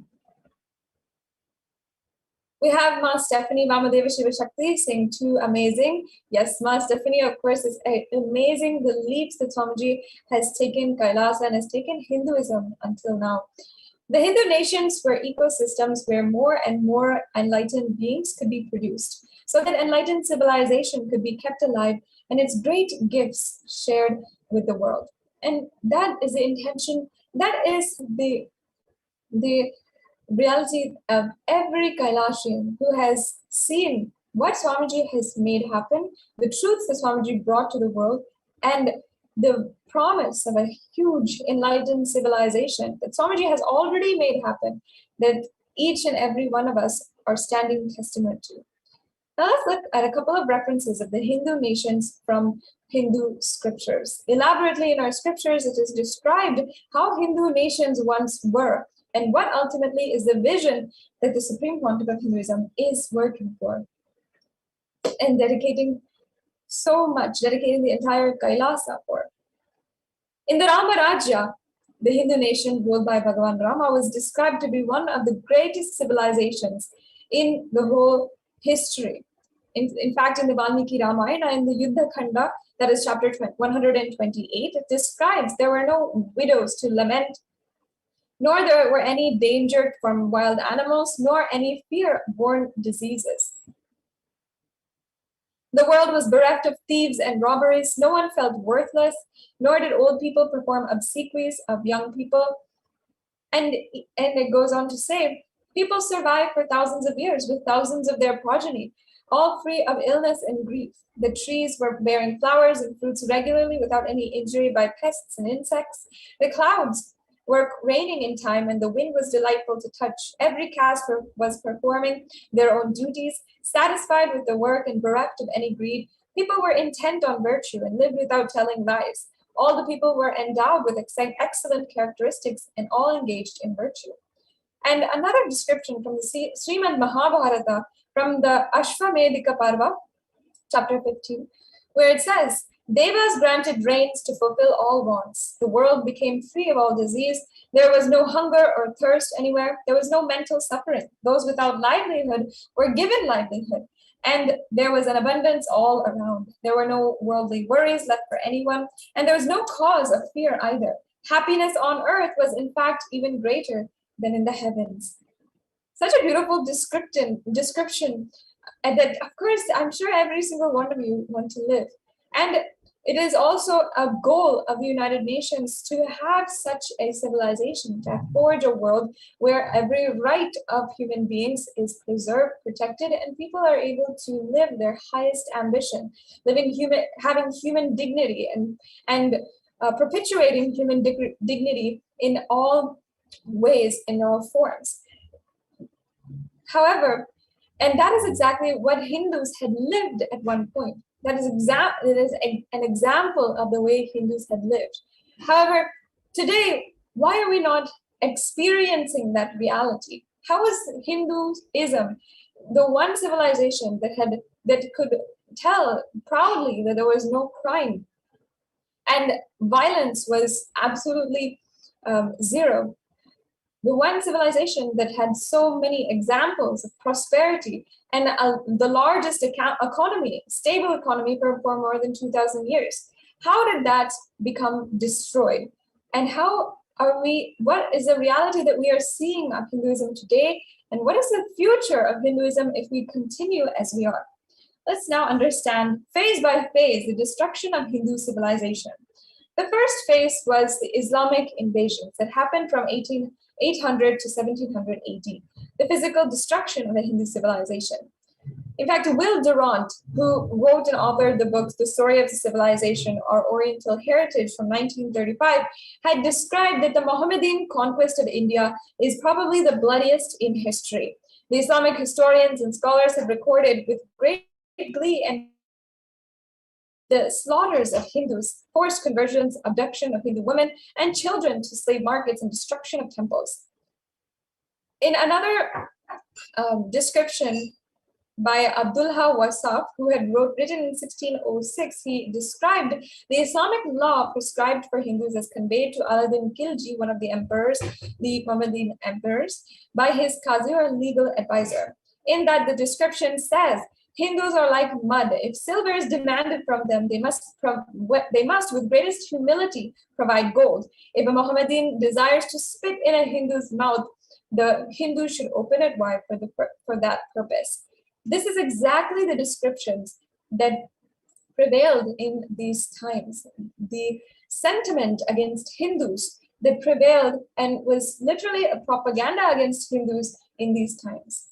And you can see even extremely horrifying portrayals of women who are forced to wear garlands made from the bodies of butchered children. This was just a glimpse into the barbaric actions of the Islamic invasions. In another description from 1456 AD by Kanhadade Prabandha, it says that the conquering armies burnt villages, devastated land, plundered people's wealth, took Brahmins and children and women of all castes captive, flogged with thongs of rawhide, carried a moving prison with them, and converted prisoners into obsequious Turks. Some of the statistics, some of the numbers that we see, we are looking at 200 million Hindus slaughtered by Muslim invaders, 100,000 temples destroyed, and 1 million deities and sculptures destroyed. And this is just a glimpse at what the Islamic invasions had done. But the amount of gruesome violence, the barbaric actions that actually can cause one's stomach to literally churn cannot be recorded even in a 1,000-page textbook. And however, is this even told in our textbooks today? Is this even a part of the history which is told to humanity? Many of us can agree that it is not. Let's understand the next phase of the destruction of Hindu civilization, because it still continues even after this. The next phase was the British occupation, which happened from 1700 to 1947 AD. And this was the economic and psychological destruction of Hindu civilization. Another quote from Will Durant, who at that time was commenting on the British rule in India, and he said, "I have seen a great people starving to death before my eyes. I am convinced that this exhaustion and starvation are not due, as their beneficiaries claim, to overpopulation and superstition, but to the most sordid and criminal exploitation of one nation by another in all recorded history."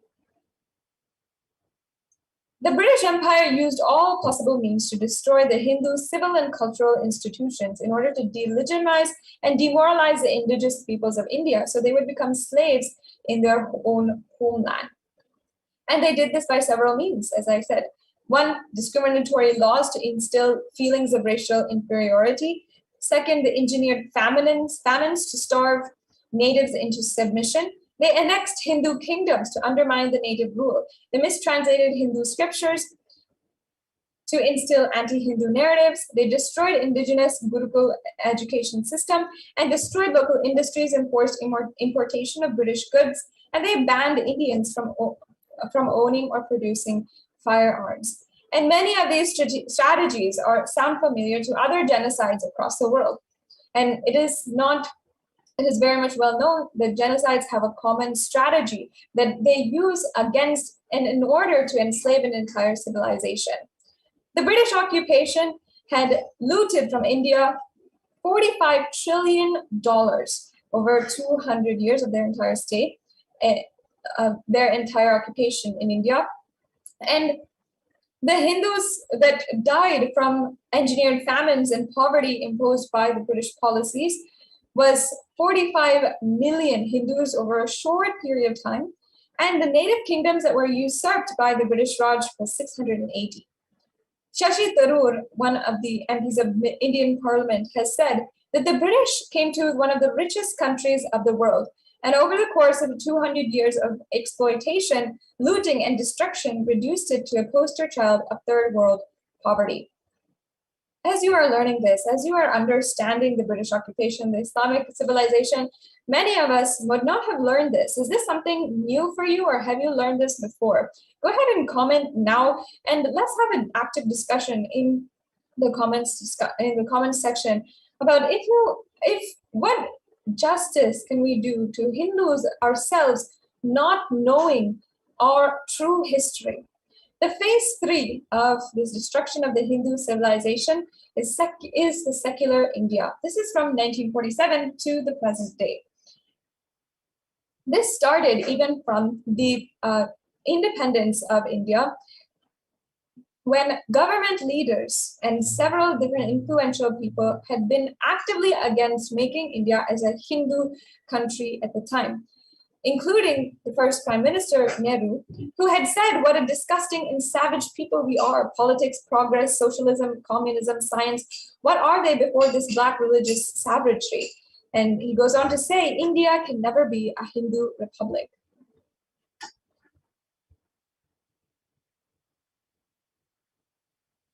And another lawyer, India's first law minister, had said if Hindu Raj does in fact, if Hindu Raj becomes a fact, it will no doubt be the greatest calamity for this country. No matter what Hindus say, Hinduism is a menace to liberty, equality, and fraternity. It's incompatible with democracy. Hindu Raj must be prevented at any cost.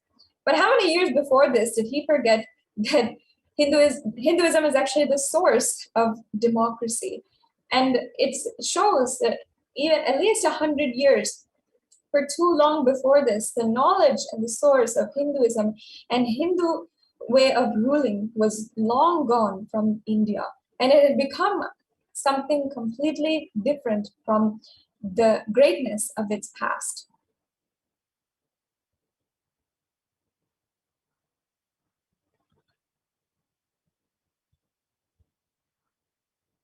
The modern Indian legal system, the academia, the media, all systematically undermined, suppressed, and delegitimized Hindu institutions and culture.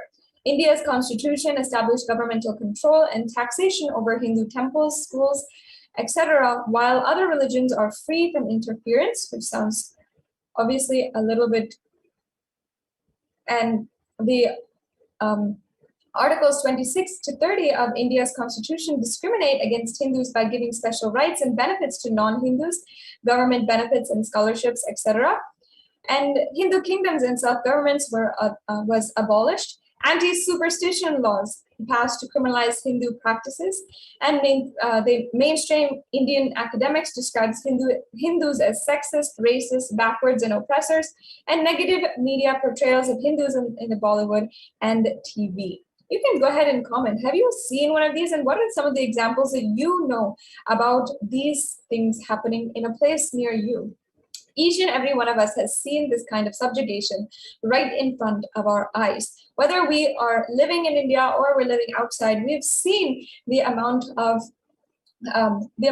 prejudice, the amount of racism, sexism done against Hindus and not by Hindus, as they say, as they continue to perpetuate a false narrative in order to completely demoralize Hindus in society. And this is one of the jobs of Bollywood and other mainstream media outlets, who consistently portray Hindu gods and gurus as cartoonish, dishonest, corrupt, and sex fiends in manners similar to in British imperial propaganda. If you see some of the pictures here of these very famous movies, you can see that the way that they portray these portray Hindus in these pictures is very similar to some of even the British propaganda that had been in the time when they were in occupying India. Now, we've seen the phase 1, 2, and 3 of the whole destruction of the Hindu civilization. Now, let us see what we need to do right now. What's the need of the hour? The revival of the Hindu nation.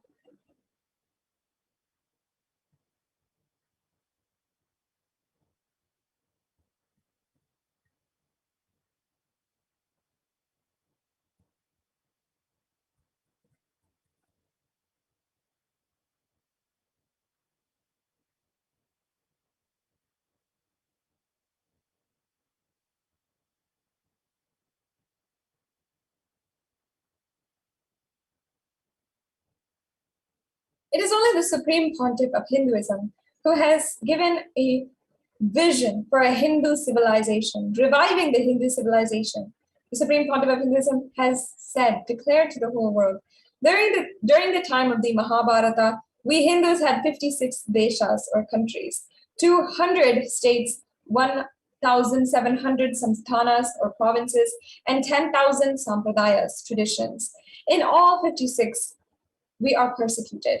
Now we have lost all 56, and the last one to fall was Nepal. I am the collective voice of all persecuted Hindus, and I will revive and rebuild a Hindu nation, built on Vedagamic principles as a refuge for all practicing and aspiring Hindus, a safe haven for all persecuted Hindus. Such a profound statement, a bold statement that the Supreme Pontiff of Hinduism is making. Of course, when we all heard this, we would never have guessed, we'd never have seen that so quickly the Supreme Pontiff of Hinduism would have established that. But today, we are representing 2 billion Hindus in the UN itself. This revival of a nation of Kailasa, the Hindu nation, is for reviving this whole life of enlightened civilization and all the great things it has to offer to the world, bringing legitimacy to all offerings Sanatana Hindu Dharma, and sharing it with the whole world is the purpose of this Kailasa, the Hindu nation.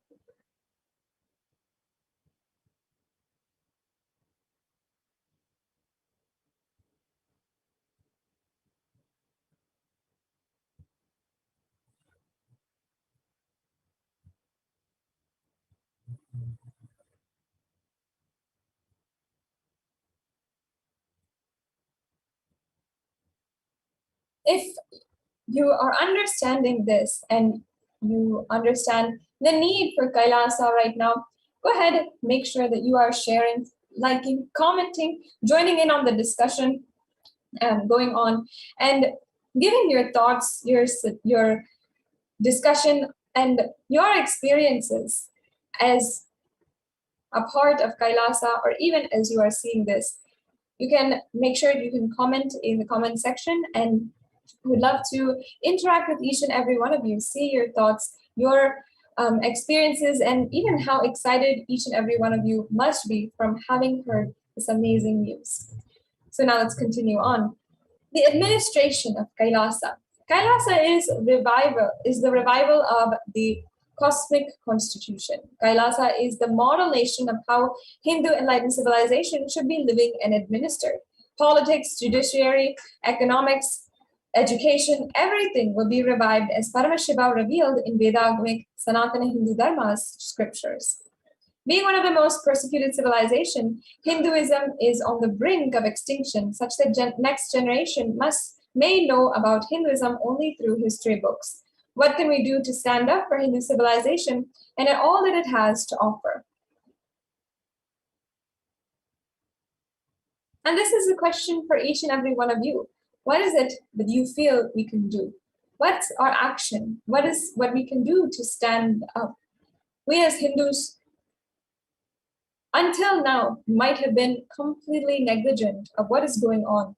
And the truth is that even from wherever we are, we can still stand up. And that is how easy the Supreme Pontiff of Hinduism has made just this revival and just the making of the Kailasa nation. That wherever you are, no matter where you're coming from, no matter the language, the background, the nationality, the ethnicity, the gender, no matter what, you can become a part and you can start becoming a part of this revival. Today, Hinduism is a political orphan. The preservation and restoration of Hinduism's spiritual and cultural heritage is impossible without a national identity. So each and every one of us must contemplate, understand, and decide and act on what we can do to save Hinduism, to end the Hindu Holocaust.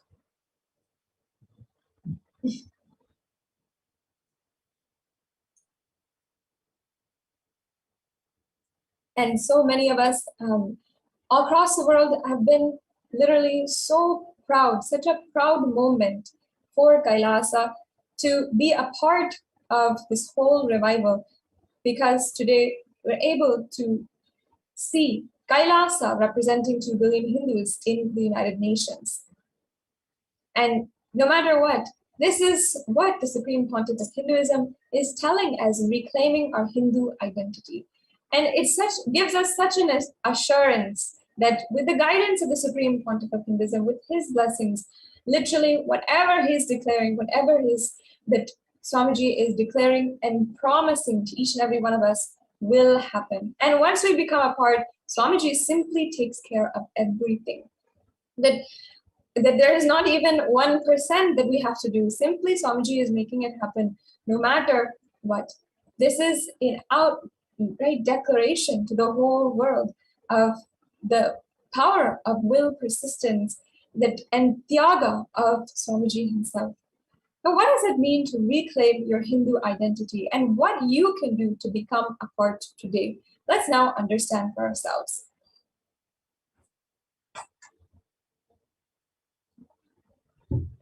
Hinduism is responsible for our successful life.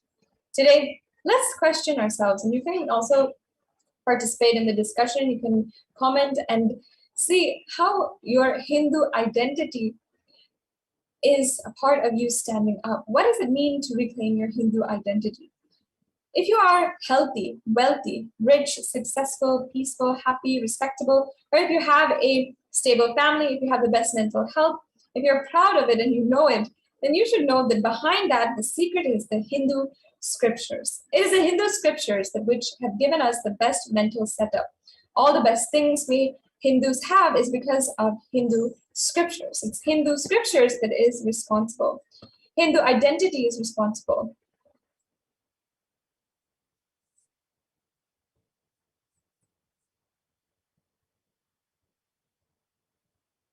And Hindus are the richest and most successful ethnic community in the world.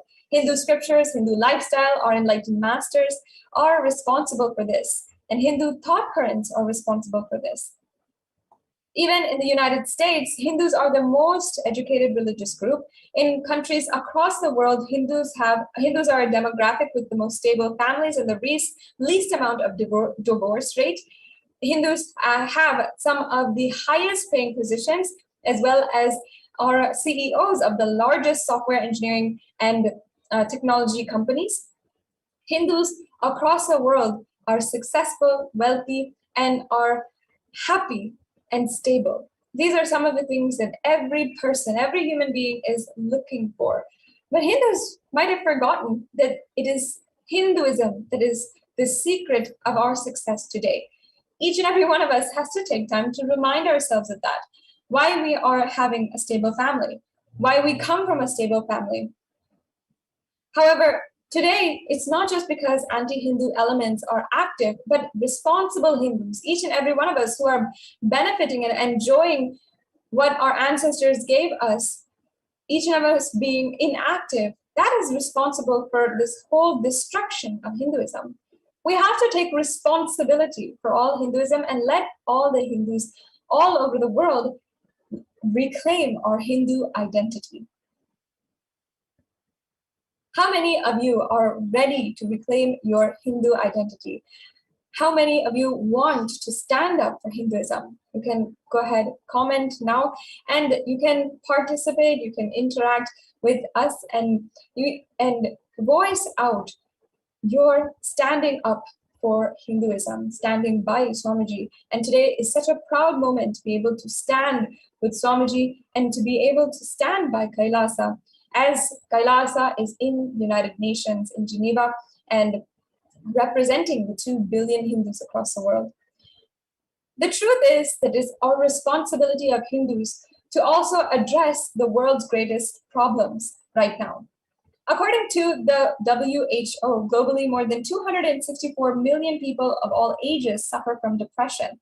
According to the World Drug Report in 2019, 35 million people worldwide suffer from drug use disorders. And according again to the WHO, close to 800,000 people die due to suicide every single year. And that means it's one person every 40 seconds. Worldwide, more than 70 billion land animals are killed for food every year. And all of these, depression, drug abuse, and suicide, as well as the overexertion and overkillings and abuse against animals, are all things that Hindu civilization has solutions for. Hinduism has a solution for every single problem that humanity is facing right now. Even the greatest crisis that all humanity is facing, that is extremely in dire need of a solution, is climate change. The Supreme Pontiff of Hinduism has told the world that the secret to just changing the course of our world today and the direction that climate change is taking lies within Hinduism. It is a responsibility of Hindu to revive this enlightened civilization again and again and give all the gifts to the Hindu civilization, to humanity. Revival of the enlightened civilization, Kailasa, the Hindu nation, is the survival need of humanity. So this is an invitation to all Hindus, inviting all Hindus, the born Hindus, practicing Hindus, sympathetic Hindus, curious towards Hinduism and wanting to explore and enjoy Hinduism. You can become a part of the revival today. And one of the ways that you can become a part of the revival today, right now, is sharing on Facebook the recent post. We have a video of the ambassador of Kailasa speaking in the United Nations and representing 2 billion Hindus and taking action against the persecution of Hindus across the world. And that is posted on our Facebook page, on Kailasa's SPH Nityananda Facebook page. And that is the official Facebook page of the Supreme Pontiff of Hinduism. So you can go ahead and go there, take action right now and share it with as many people as possible. Go all out and boldly share the vision of the Supreme Pontiff of Hinduism that has literally happened by bringing the persecution to the international audience. Let's share with all of the people, every single one. Every single Hindu should know that representing Hindus on behalf of Hindus, now for the first time, Hindus are being represented in the United Nations. So let us now hear from the Supreme Pontiff of Hinduism himself on why Sri Kailasa, the only Hindu nation, is needed for humanity.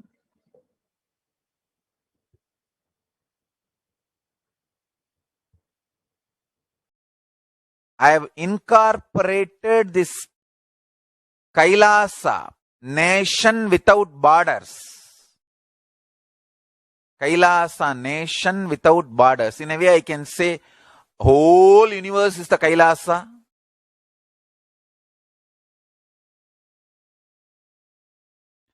Kailasa, nation without borders.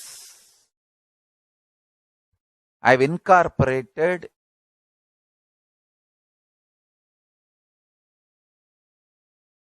in multiple countries. Each Kailasa will function in their own countries as per that country's law, within that country's law.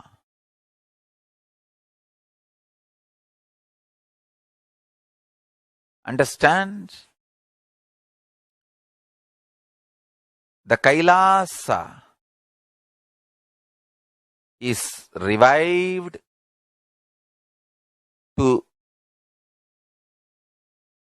do contribution, uniting the nations for contribution.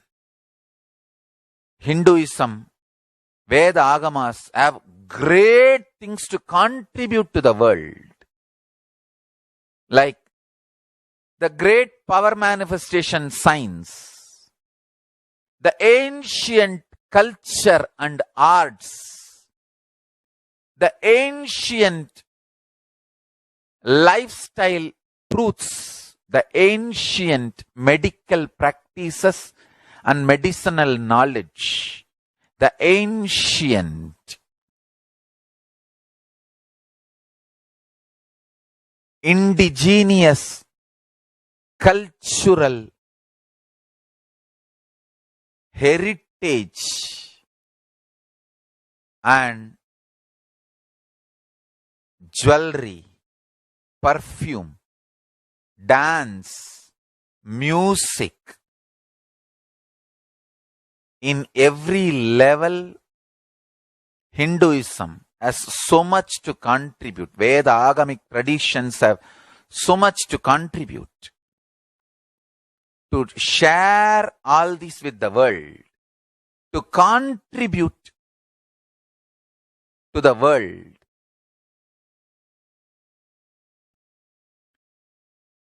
Hindus need to tell the world what they are contributing in every level. The brand of Hinduism itself is enriching and empowering and enlightening. Hinduism is all about enlightening the world. Empowering, enlightening, enriching the world. Contributing.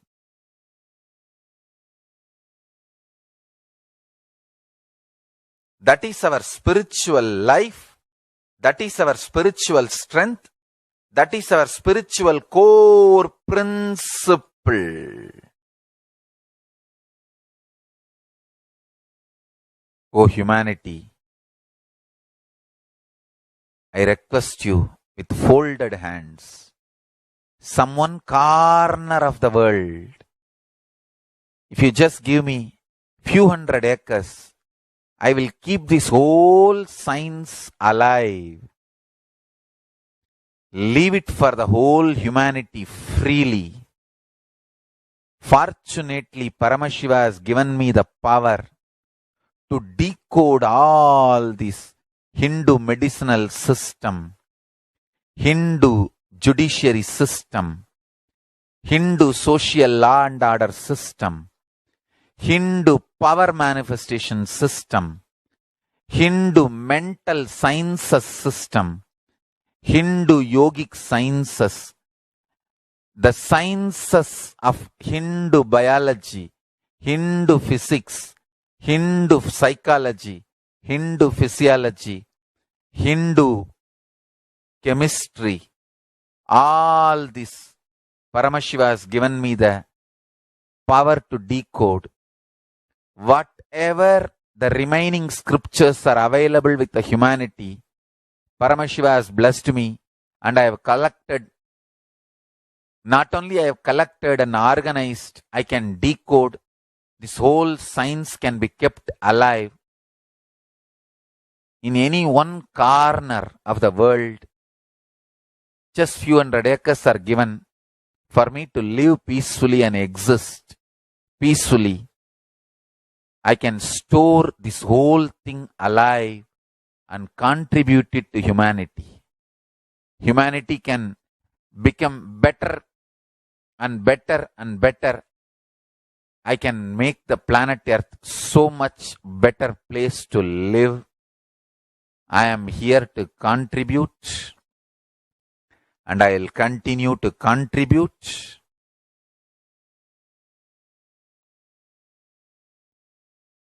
As long as I am allowed to live, I will contribute.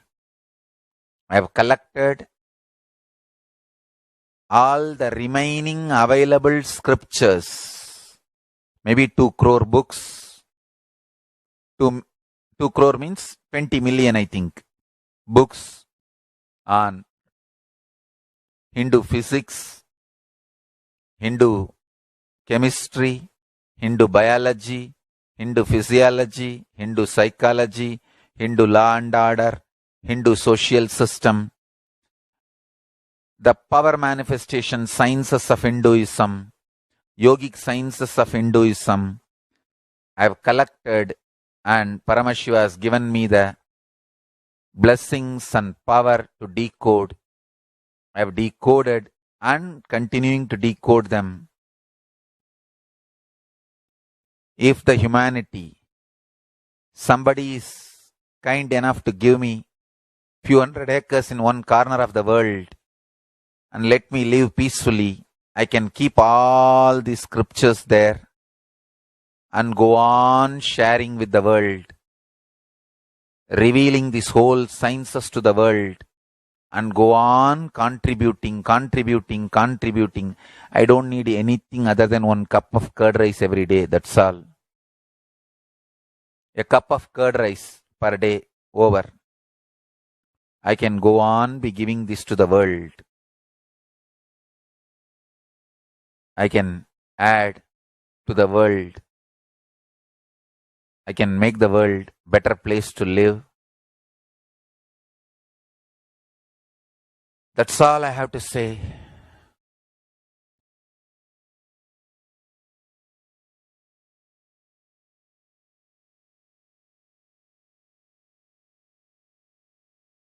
Thousands of medicines are described detail in ancient Siddha and Ayurvedic scriptures.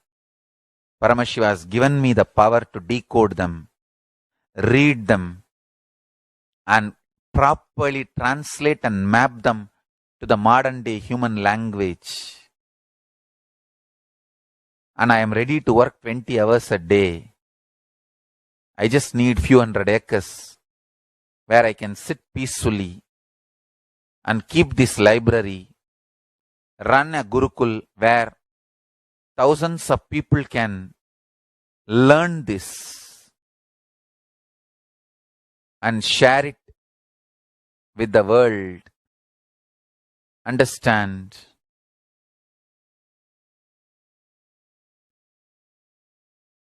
I am only interested in contributing.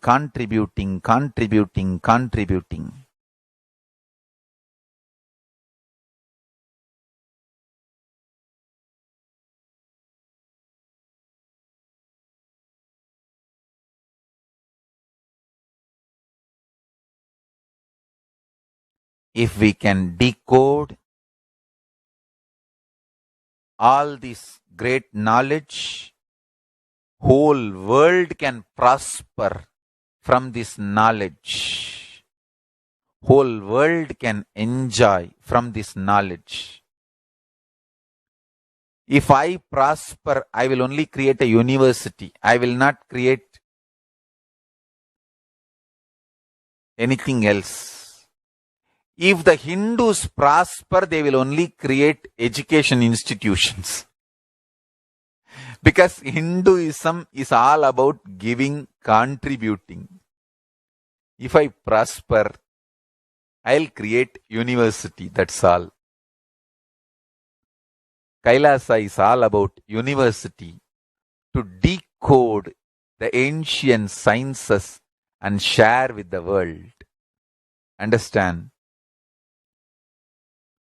Every day I am sitting and going on decoding, writing notes on my books and writing details on my books. Whether it is making human beings manifest powers, and I have also now started downloading and decoding the science of making animals manifest powers. Whether making people manifest powers or healing,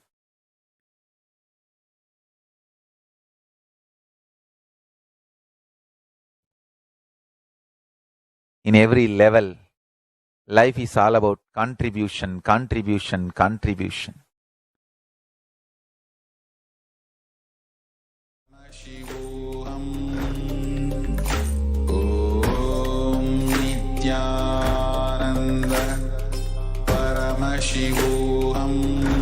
Just be alive for next 3 years. Don't die within next 3 years.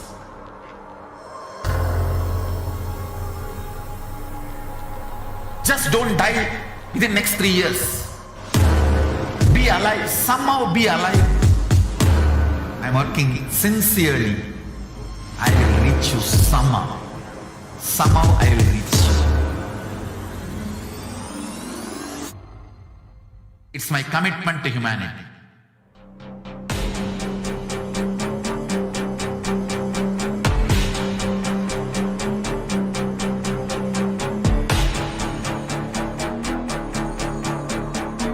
Just don't die within next 3 years. I will reach you wherever you are, whichever corner of the world you may be. I will reach you with enlightenment. You manifesting the space, state, powers, being Paramashivam. It is possible and it is possible for you.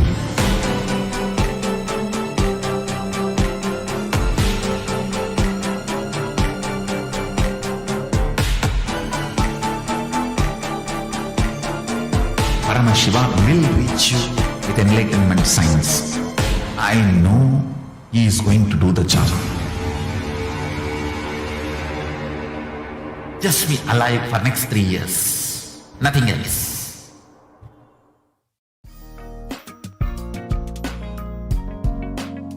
We get you health. We get you ability to build beautiful relationships in your life. We get you direct spiritual support, and we make sure you become wealthy.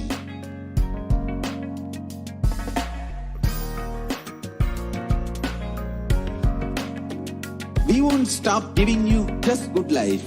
We will literally not stop till you live enlightened life. Manifesting the state of Paramashiva, space of Paramashiva, powers of Paramashiva, being of Paramashiva.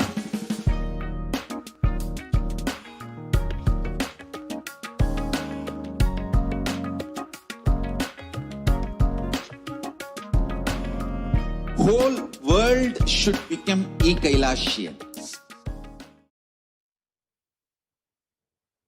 Nityananda, welcome back to our viewers. On this extremely historic day, when and where a Hindu nation represented at the United Nations after a very, very, very long time. It is a momentous occasion for each and every one of us, a historic event in the history of humanity, where a Hindu nation standing up for the rights of Hindus for the very first time, representing the voice of 2 billion Hindus, presenting at the United Nations. And we are extremely happy. As Swamiji was just sharing, the need for Kailasa. Kailasa is the only Hindu nation in the world today where the rights of Hindus are protected, where there is a place for persecuted Hindus to feel safe, to have their religious freedom, and where the greater science of Hinduism, the greater science of enlightenment is preserved, is maintained, is protected, where the only place on the planet Earth and the only nation today on the planet Earth where Hinduism has a political legitimacy, where Hinduism's literary legitimacy, Hinduism's cultural legitimacy, Hinduism's economic legitimacy, and Hinduism as such, the legitimacy of Hinduism is preserved, is protected, and shared with the world. With the auspicious blessings and the guidance of the Supreme Pontiff of Hinduism, Jagadguru Mahasannidhanam, and His Divine Holiness Bhagavan Nityananda Paramashiham's relentless efforts since the Supreme Pontiff started his public life in the year 1994, relentlessly working on reviving the Hindu nation. And today, the nation, the flag of the Hindu nation is flying high, being represented at the United Nations as representing the voice of 2 billion Hindus worldwide. Hindus, we never expected this could be possible today. We never expected we would ever have a voice. We never expected we would have a voice in the international forum. We never expected that we would ever be allowed to tell what has happened to us. The story untold, the story which was never allowed to be told, the Hindu persecution, has been brought to the attention of the international community today, thanks to the relentless effort of the Supreme Pontiff of Hinduism.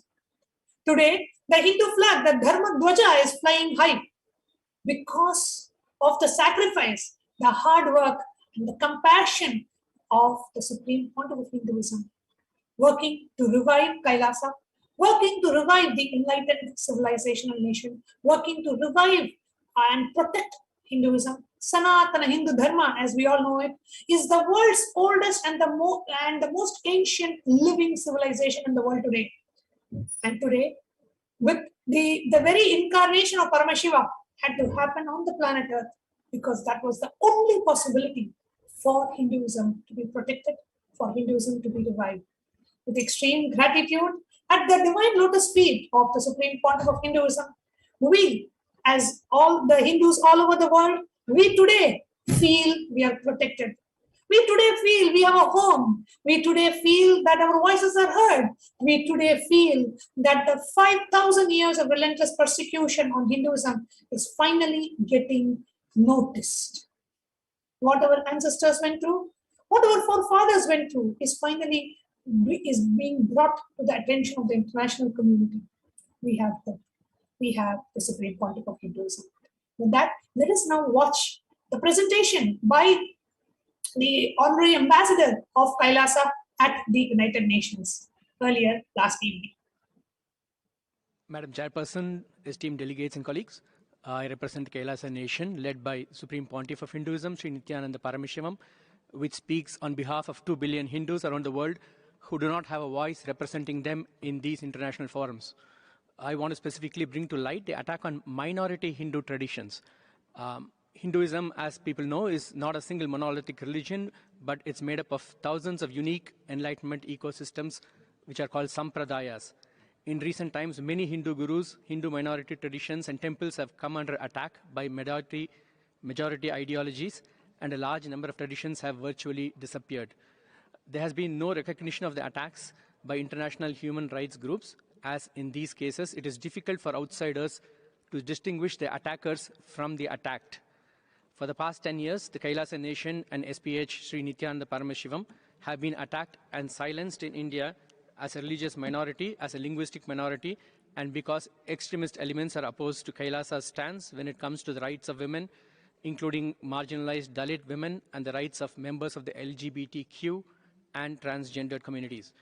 In 2019, Kailasa approached the OHCHR presenting the case of persecution, and when this document reached the Indian media, a very well-funded defamation campaign was started by news sources which were supportive of the union government, alleging treason and sedition on part of the Kailasa Nation.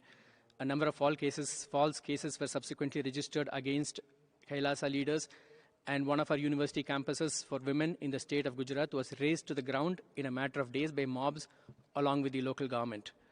Kailasa has since submitted a number of reports on the persecution to various forums available within the UN, but not much action has been taken.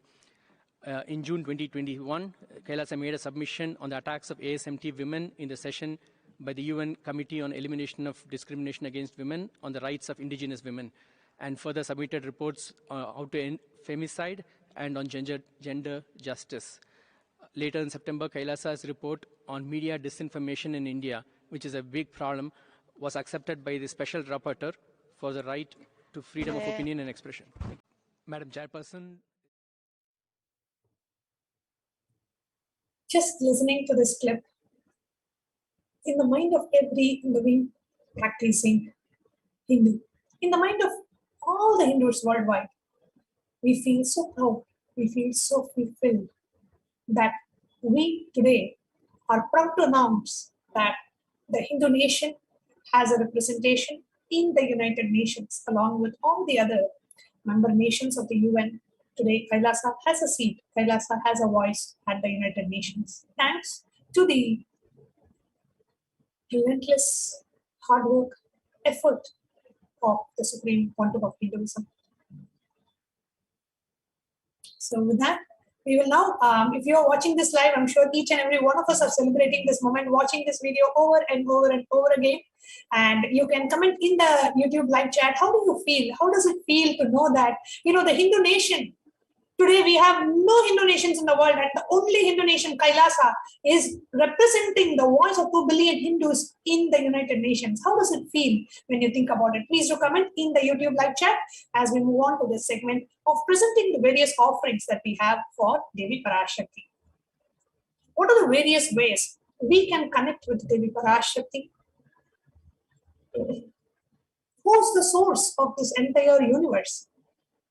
Who's the source of the cosmos? What are the various offerings that we have? And joining me in this session is also Ma Nithya Amritananda, and both of us together will be presenting the various offerings. Nithyananda, Ma Amritama? Nithyananda. Yes. On this historic day where the Kailasa is represented at the United Nations, representing and sharing the voice of 2 billion Hindus, It gives us immense pleasure to be able to share this news with the world and share it with the world. It is really such a historic moment, Ma, and it is a moment where each and every Hindu feels so proud and gratitude for everything that the Supreme Pontiff of Hinduism is doing to restore the legitimacy of Hinduism in the World Forum. So it's really a moment of great pride and a very historic moment for all Hindus. And immense gratitude to the Supreme Pontiff of Hinduism for making this possible for every Hindu on the planet Earth, for the 2 billion Hindus on planet Earth and the traditions. Yes. Absolutely. So, dear viewers, we will now be sharing with you what are the different ways Devi Parashakti we can connect with Devi Parashakti to offer our gratitude and our love.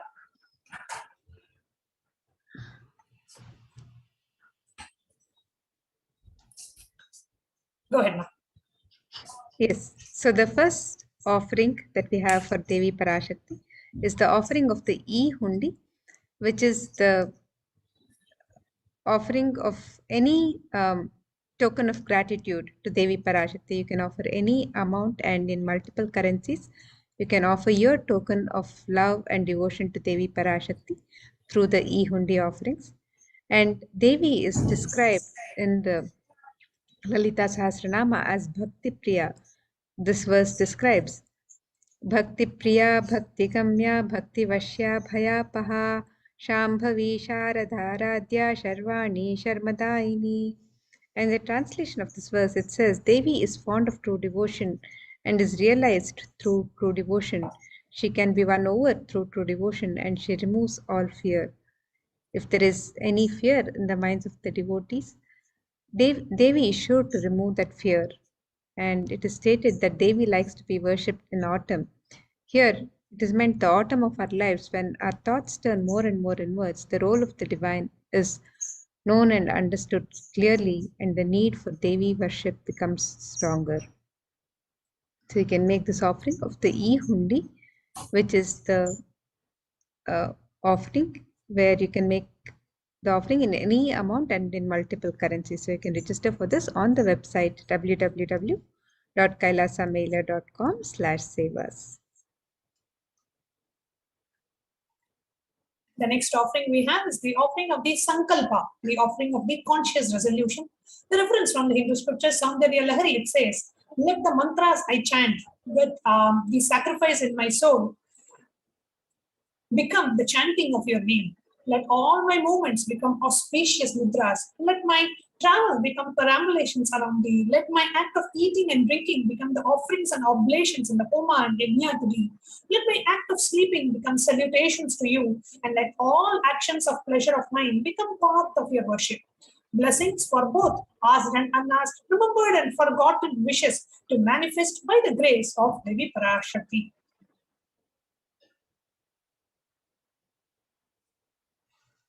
And the next offering is the offering of the Devi Sahasranama Swarnakasu, which is the offering of the pure gold coin, each coin inscribed with the 1008 sacred names of Devi Parashakti. And you can make this offering of the Devi Sahasranama Swarnakasu and be blessed to awaken the multiple divine feminine attributes of Devi to imbibe and manifest those very same attributes and powers. So you can register for this on the website www.kailasamailer.com/sevas, and you can make this offering in 3 different denominations and any number of coins as you wish to offer. The next offering we have is the offering of the Mukta Angudi, which is the finger ring with a pearl. The Devi Suktam beautifully says, let the goddess who brings good fortune, who's praised by the gods, who's served by the Devendra, who's praised by the Devas, troubled by the Asuras, who's praised and remembered as devotion to solve all her problems, who is all our problems, who is the source of all good in the world, let that goddess destroy all our obstacles. So you offer the Muktanguti to receive blessings for protection from all dangers and fears.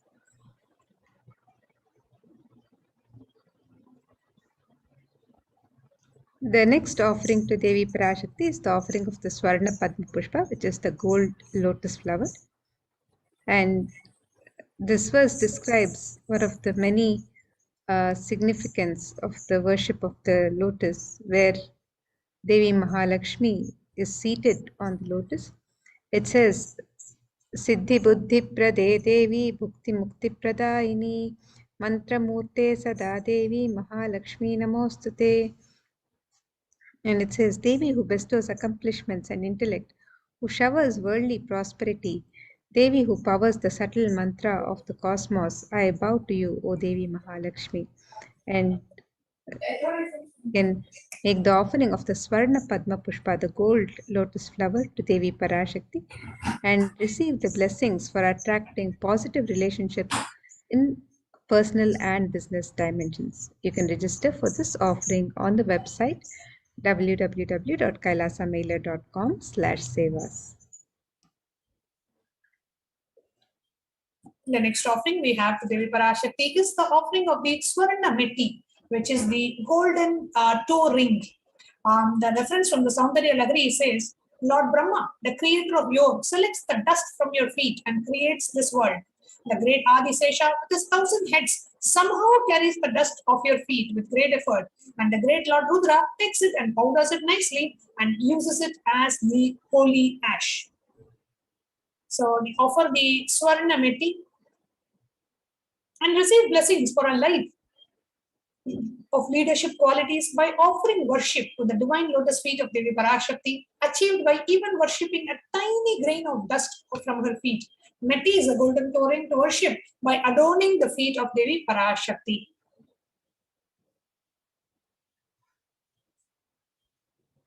And the next offering to Devi Parashakti is the offering of the Swarna Mangtika, which is the gold hairline jewelry adorning the crown of Devi Parashakti.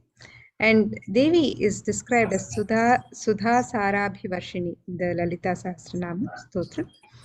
And this means she who makes the nectar flow from the Sahasrara Chakra, which permeates through all the 72,000 nadis and through the Agna Chakra and gives us the ultimate experience of the cosmos. So you can make this offering of the Swarna Mangtika, the gold hairline jewelry, to Devi Parashakti and receive the blessings for an enlightened lifestyle and all the auspiciousness and the best life. You can make this offering on the website www.kailasamailer.com/sevas. The next offering to Devi Parashakti is the offering of the Pratyaksha Pada Puja. The reference in the Hindu scripture so beautifully says, Yasho me gatam dikshu dana pratapa jagat vastu sarvam kareyat prasadat manaschena natnum guru rangri patmi tatakim tatakim tatakim tatakim. My repute has traveled in all directions through my philanthropy and prowess. All the things of this world are in my hands as a reward for my virtues. Yet if one's mind is not centered upon the lotus feet of the Guru, what then, what then, what then? A beautiful reference in the Guru Ashtakam, where it says, you may have the best things in the world, you may have everything in the outer world, but if your mind is not fixed on the lotus feet of the Guru, what is the use of having all this? The most auspicious offering in the Vedic tradition is the offering of gratitude at the divine lotus feet of the Supreme Pontiff of Hinduism, the divine lotus feet of the Guru. The devotion to his feet will get you everything in your life and will get you the ultimate purpose of human life, just enlightenment itself. And one of the most special days of Kailasa in this year, in every year, one of the most special days, actually, I can even say the most special day for us is the Avatara Dinotsava, the day when the Supreme Pontiff assumed the human body, when the superconsciousness, Paramashivam, assumed the human body as the Supreme Pontiff of Hinduism in the holy and the sacred town of Tiruvannamalai. So the Pratyaksha Pada Puja is when you offer your gratitude for just having to be what can I say? It is not that you find the Guru finds you. So the Guru has found you and he has connected you to him. It is not that you connect to him. He reaches out to us and connects to us at the right time when we are ready to receive him. So just imagine your life without knowing Swamiji. How it would have been again in the same matrix world, running like all others and running towards job and some family and some career and going through our own ups and downs and mood swings and pain and suffering and again caught in this whole cycle. So it is only because of Swamiji today we know about completion, we know about so many secret truths, we are able to live life in tune with the whole cosmos. And not just that, Swamiji is taking responsibility for the entire 2 billion Hindus worldwide and taking responsibility for Sanatana Hindu Dharma. Swamiji is doing it all by himself. So, just protecting this greater science of Hinduism and just having gratitude for having to have known the avatar, for having an avatar as our guru. What have I done to deserve this? Just expressing our gratitude at the divine lotus feet of Swamiji is all we can do. What can we do to him in return? Nothing. Just saying, thank you, Swamiji. I don't know. What did I do to have you as a guru? But thank you for keeping me as your disciple. Thank you for taking responsibility for me. Thank you for keeping me as a disciple. So just offering your thank you to him is in a ritualistic way is what we call as Pratyaksha Pada Puja. You just sit at his feet and just melt in devotion. Just your whole heart just melting in gratitude. Swamiji, how much you have done for me. How much of experience I have had because of you. What kind of transformation you have brought into my life is unimaginable. You can never pay back. You can never do anything to pay back to the Guru. What can we do to him? The one who's beyond everything, who's the Triguna Rahita, who's beyond the three gunas, Sarvadi Sakshi Bhutam, who's in the indweller of each and every one of us. What can we give him? We cannot give anything. Just all we can do is just offer our gratitude at the divine lotus feet of our beloved Swamiji. That's all we can do. So just offering our gratitude, saying thank you, Swamiji. Thank you for happening in my life is Pratyaksha Pada Puja. The offering of the Pratyaksha Pada Puja is $1,008 and especially on Swamiji's Avatar Day, the day when Swamiji landed on the planet Earth, is what we celebrate as the Avatar Day. And it's happening on the 28th of December. 28th of December is the Avatar Day celebration. So we invite each and every one of you. Stephanie is saying absolutely the best. Do not miss this life-changing opportunity. You cannot ever miss this. Absolutely, Stephanie, I can't agree more with you. It is a life-changing opportunity to just offer our gratitude. Because once you offer your gratitude to the Guru, you will just feel so much of a richness in your inner space. And you will not feel bothered about anything. Hey, I have Paramashiva as my Guru. What more I need? What do I need to worry for? What insecurity I will have? Swamiji is there. Swamiji will take care. That strength and that one powerful cognition is enough. I know my Guru is there. He will take care. Nothing can happen to me. So just that, that powerful cognition can help you sail through any situation in life and just offering the gratitude at the feet of the Guru. And the amount of Bhava Samadhi darshans we have had, the darshans of the various divine beings from Kailasa, the amount of energy darshans, the satsangs, the revelations, the awakenings we have had, is just, I can just keep going, adding to the list, adding to the list, adding to the list. In terms of your health, in terms of your quality of life, in terms of the quality of your sleep, in terms of the quality of your work, in terms of the quality of your very being, every aspect Swamiji has penetrated our lives. And he has completely transformed each and every one of our lives. Let us offer our gratitude at the divine lotus feet of our beloved Swamiji by offering the Pratyaksha Pada Puja on the Avatar Day. Mahavratama, would you like to share anything about your personal experience offering the Pada Puja to the Avatar? Yes, Mother. Pratyaksha Pada Puja is such a sweet experience for every time you offer it is such a sweet experience. And I think if we share, there is so much to share. I wouldn't even know where to start and where to end. It is that kind of because every time we offer, every special occasion, it is something that we want to offer, whether it is celebrating the avatar's birthday, celebrating our birthday, celebrating our anniversary, celebrating any special occasion in our life. We want to celebrate with the avatar and offer this Pratyaksha Pada Puja. And it is so filled with experiences. So I think the best thing is we just need to experience this. We just need to experience the space of just sitting in the presence of Guru for that 42 minutes, that deep, intense space which only a Guru can give, that profound experience when we are in his presence. So just invite every disciple, every devotee watching this right now to not miss this opportunity to offer the Pratyaksha Pada Puja and celebrate and offer your gratitude on the Avatara Dinotsava, on the happening, the Jayanti celebrations of Swamiji himself. And there's one more thing just happened recently, yesterday, which I wanted to share, just about the offerings in for the divine. So my 7-year-old daughter, she was, we are at the temple and she saw the hundi and she has been asking me, I want to put a coin in the hundi. Can you give me a coin? And then I gave her a coin and she put it in the hundi.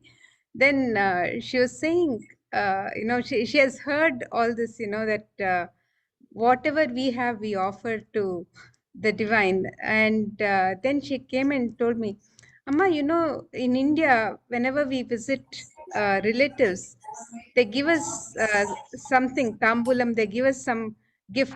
So, whenever they give me or my sister any gifts, any coins or any money, you remember to give it to me because I have to put it in the hundi. That is the best money saver box, So she said, it is the best, and it never occurred to me that, that pure space of innocence, that spontaneity that expresses through children. She said it is the best money saver box. That is, so that was such a beautiful understanding how it expresses, how divine expresses through the children, the spontaneity of children. So just wanted to share that, Ma. So beautiful, Ma. Thank you so much for saying. So beautiful, so nice.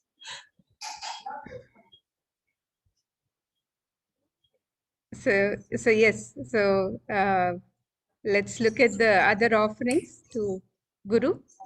So we also have the Vastra Seva, and you can make this offering of the Vastra Seva, the offering of the sacred cloth to Guru, along with the Pratyaksha Pada Puja. So you can register for this offering and be blessed with the sweetest path to enlightenment and complete protection. So along with the Pratyaksha Pada Puja, when you register for the offering of the Vastra Seva, you get to offer the Pratyaksha Pada Puja and also a offering of a cloth, a vastram, is also offered to Guru in your name. So you can register for, you can register and make this offering of Pratyaksha Pada Puja and Vastra Seva on the Avatara Dinotsava, the Jayanti celebrations.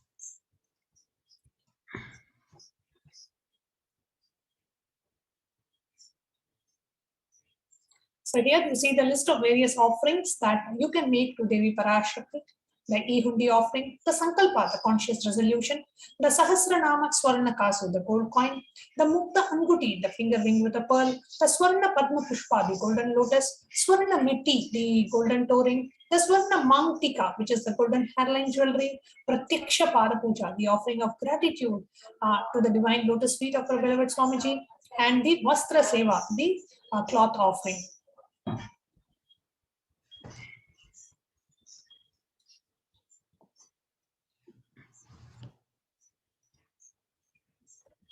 So any of these offerings, if you'd like to make, you can visit www.kailasamailer.com/sevas and you can go ahead and make the offering.